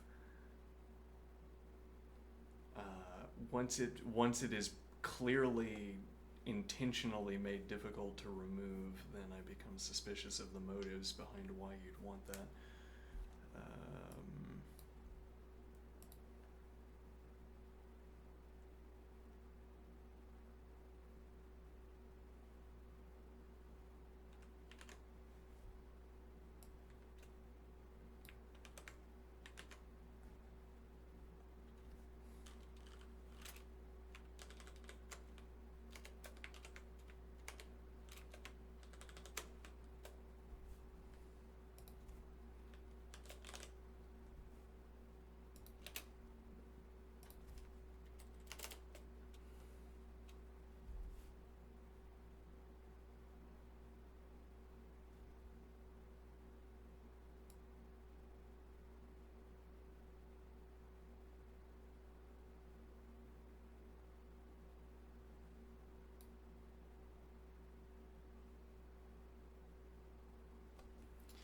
So actually, this is ill-designed at the moment.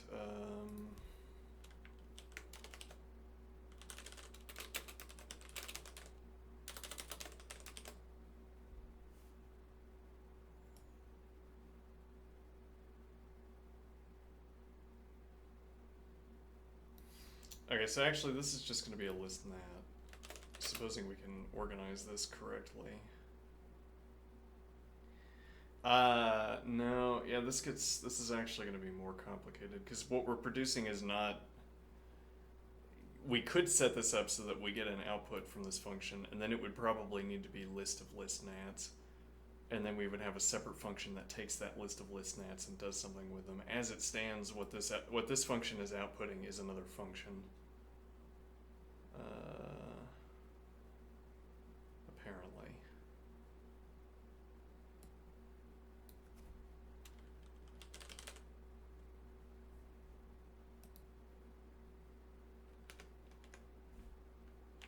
Let's see.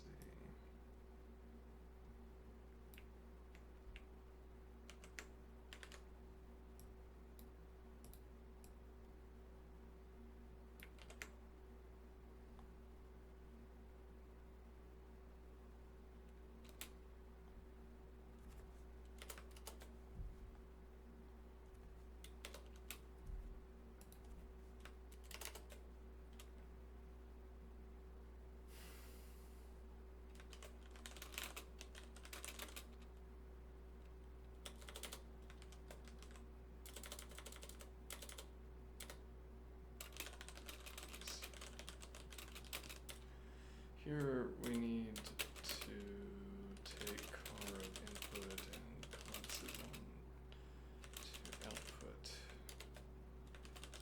where the role of the left definition has not been taken up by taken up performed.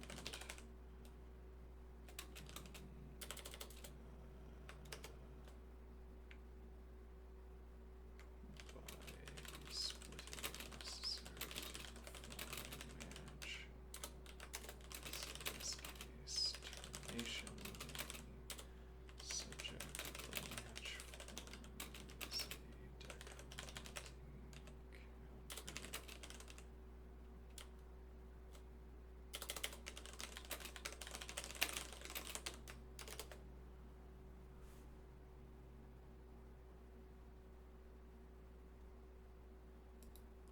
So actually we can carry this forward a little bit. This will be shuffle with, let's see.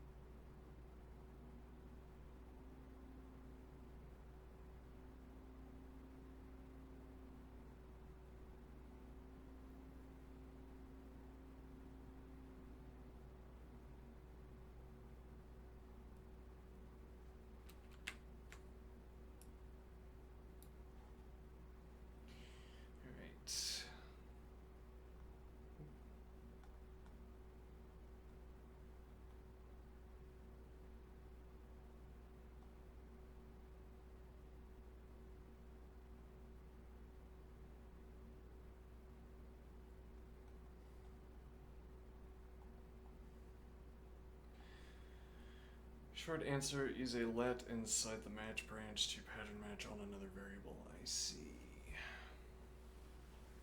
Lean allows pattern matching, destructuring, and let bindings like this. Let car, CDR, input in. This is the following meaning. It asserts that input has the shape car CDR, i.e. is non-empty. And it binds car and CDR as names to be used in the end block. I wonder if that's going to cause a problem. If input is empty, this will raise a match error. Should use this only when you've already ruled out that case, i.e. termination not equals 0. Implies input is not equal to empty set. That is indeed the case. Provably so, though how we do proofs, I'm not sure. By design or invariant. Your case and context. Assume your function looks like... let's see.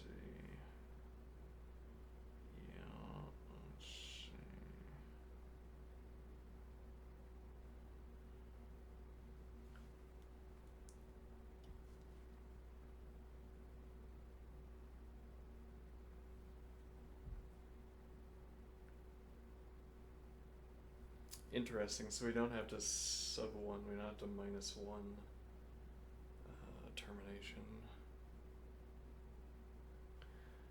Defensive version.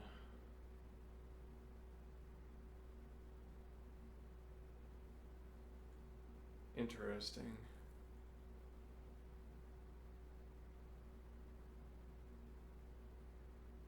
So yeah, you would have to go through the full pattern matching. Yeah, this is going to be a loaded phrase. If your program logic guarantees that termination is greater than 0, implies input is not equal to the empty set, then let form is just right.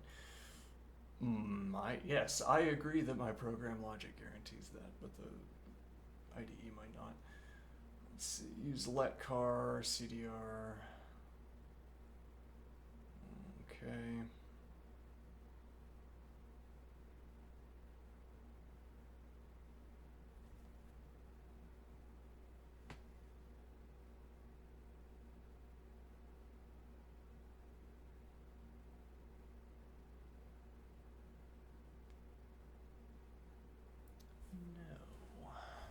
I have to pick up the syntax. Alright, so this should actually be in, alright. And now this is going to be in, and then this is going to be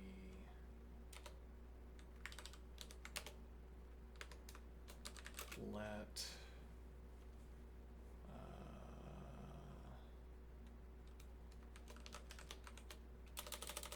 active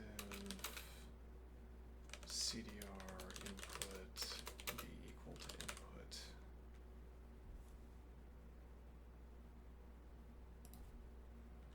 In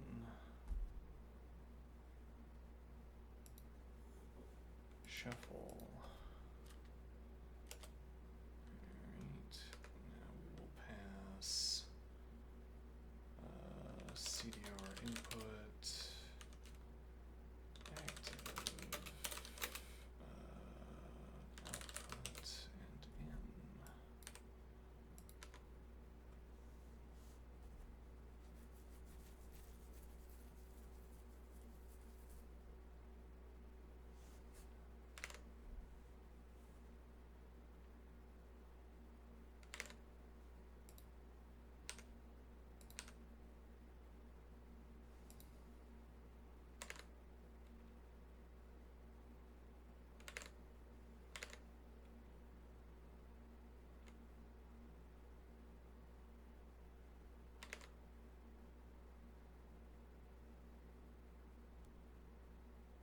Expected semicolon or line break.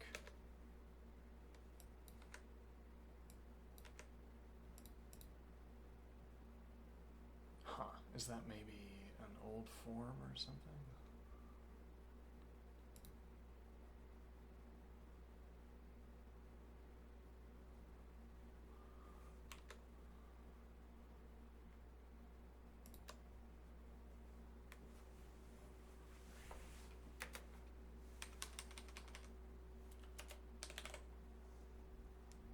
So this is going to be an error.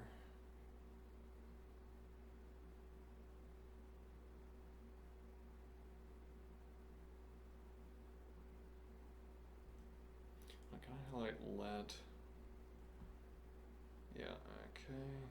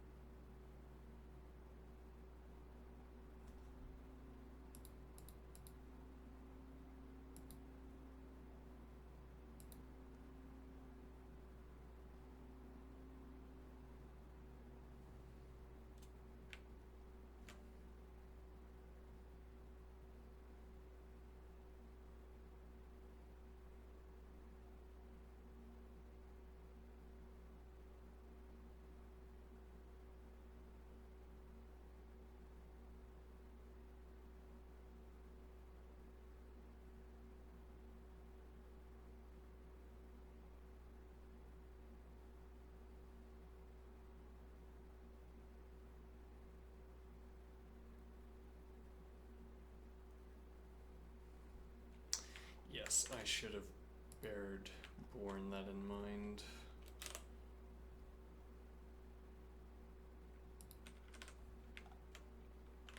Or perhaps working with different versions.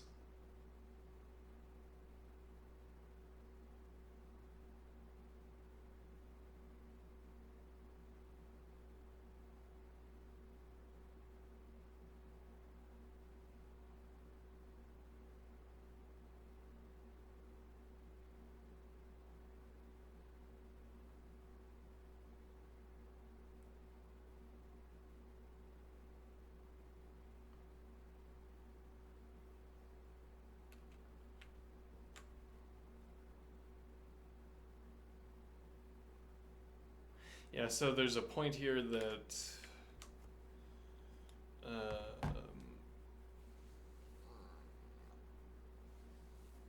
memory lapses when interacting with an interlocutor, come with a electricity cost. It costs you a watt of electricity, less than a watt of electricity, and some willpower to bear in mind all of the details of your question. If you lapse, instead of paying 1 watt or 1 teaspoon of peanut butter, we have to pay a solar panel for a day.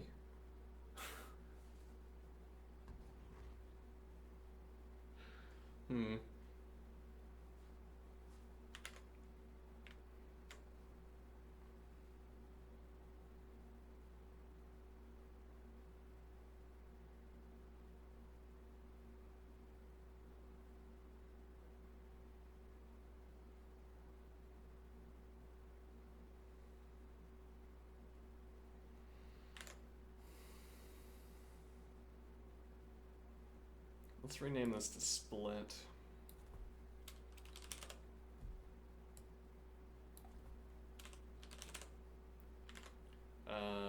List reverse. Lean for list reverse.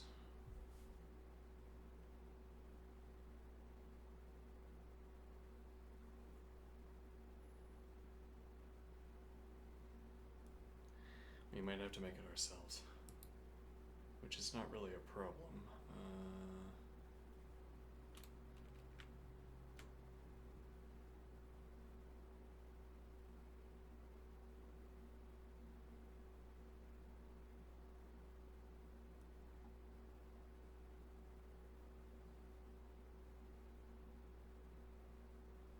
We do have reverse.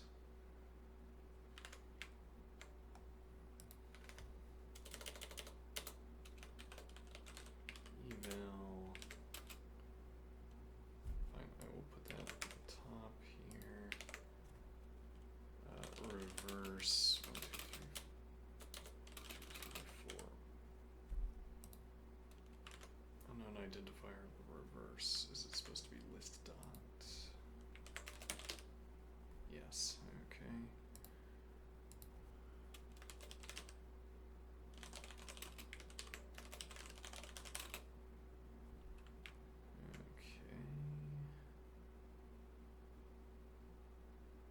So actually this doesn't return an error, interestingly. No, it returns an error once you start typing something down here, because it thinks you can still finish. Well, I mean, you can still finish, and then you wouldn't have a problem, however, here. Def, yeah, and now we have to sit in the midst of errors. Riffle, there we go, point at input. Let's see, A.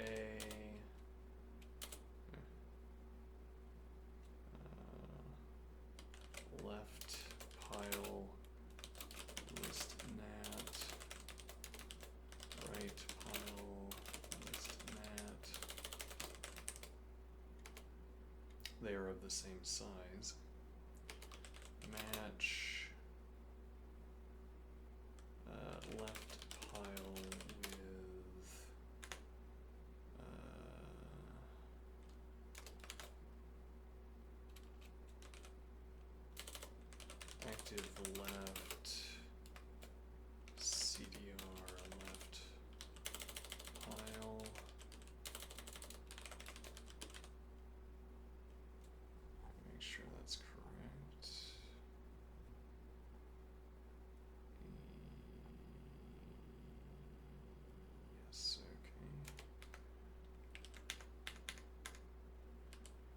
let active right CDR right pile be equal to right pile. Okay. Oh, the easier one to do first, incidentally. Null. Then return.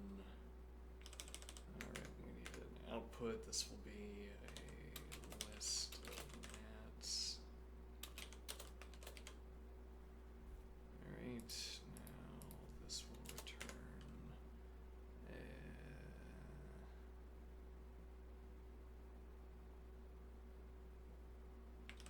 and this needs to be middle pile list of mat. Okay, return middle pile. Okay.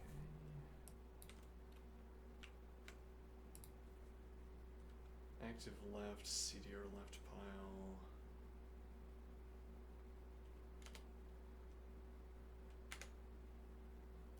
Okay. Run riffle with CDR left pile, CDR right pile.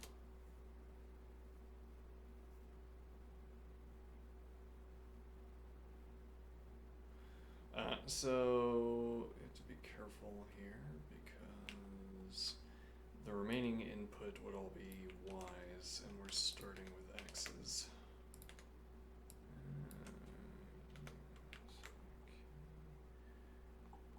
Now, let's see.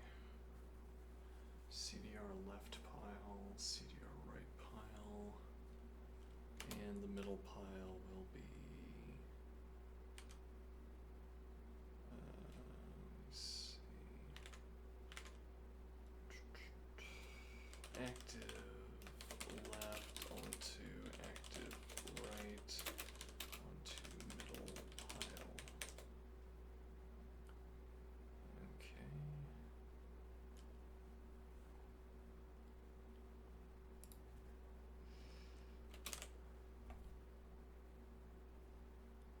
Let's see. Now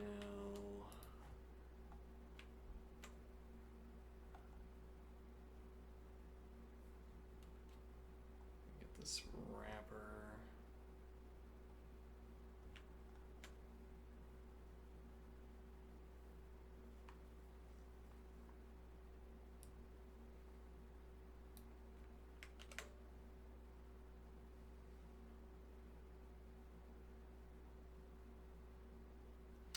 But you know, here, here you don't use in. Let's see.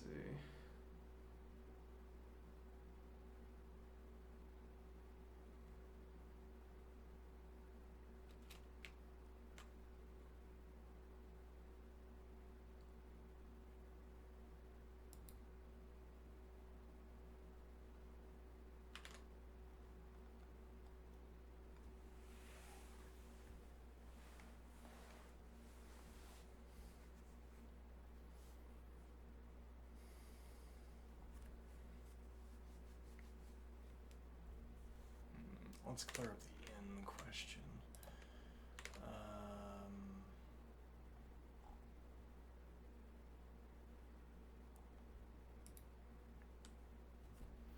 Similarly, if I'd put in here, I'm placing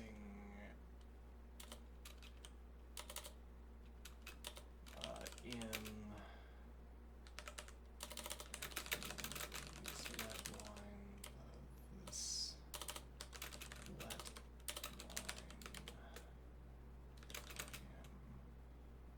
receiving the error.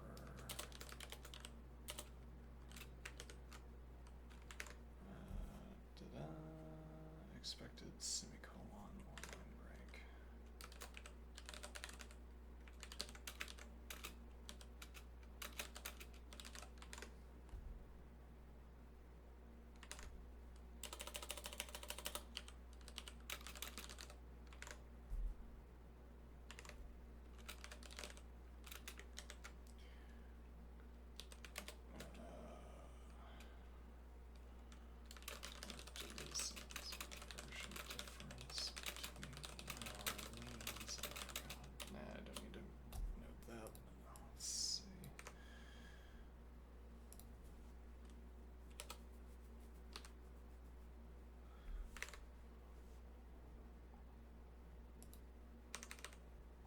Yeah, whereas if I don't include it, unexpected token, def, expected term.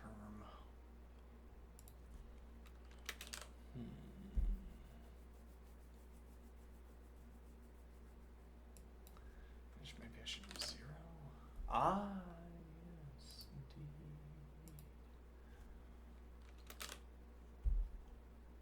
No, that didn't fix it. And maybe this is supposed to be nat dot 0.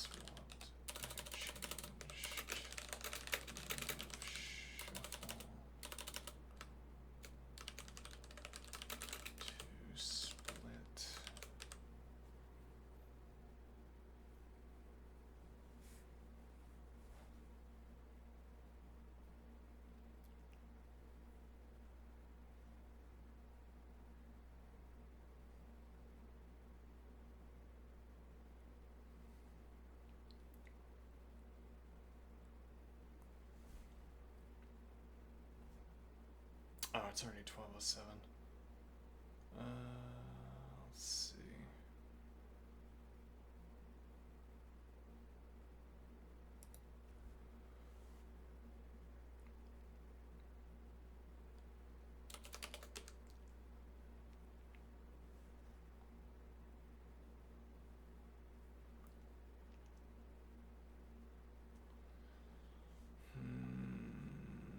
My stomach is demanding that I call it for lunch before I do another exercise segment. Or I call the break before another exercise segment. I don't want to run for 10 minutes at the moment. Not sure I'll be able to run for 10 minutes. I meant to type more before hitting enter, but that's okay.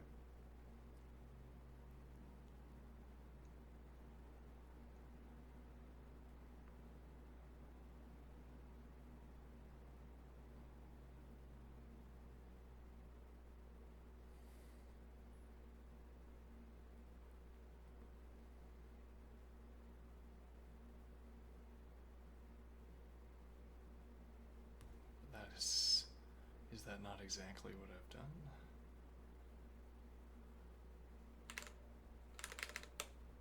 How particular about line breaks is it? Let's see. Let's see.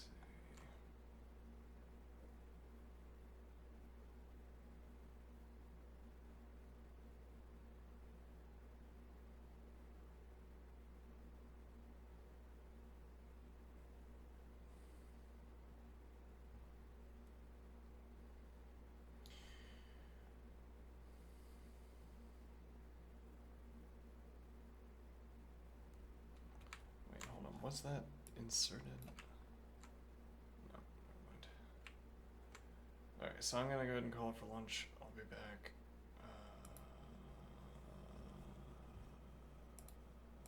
After lunch? Yeah. Okay. See you soon.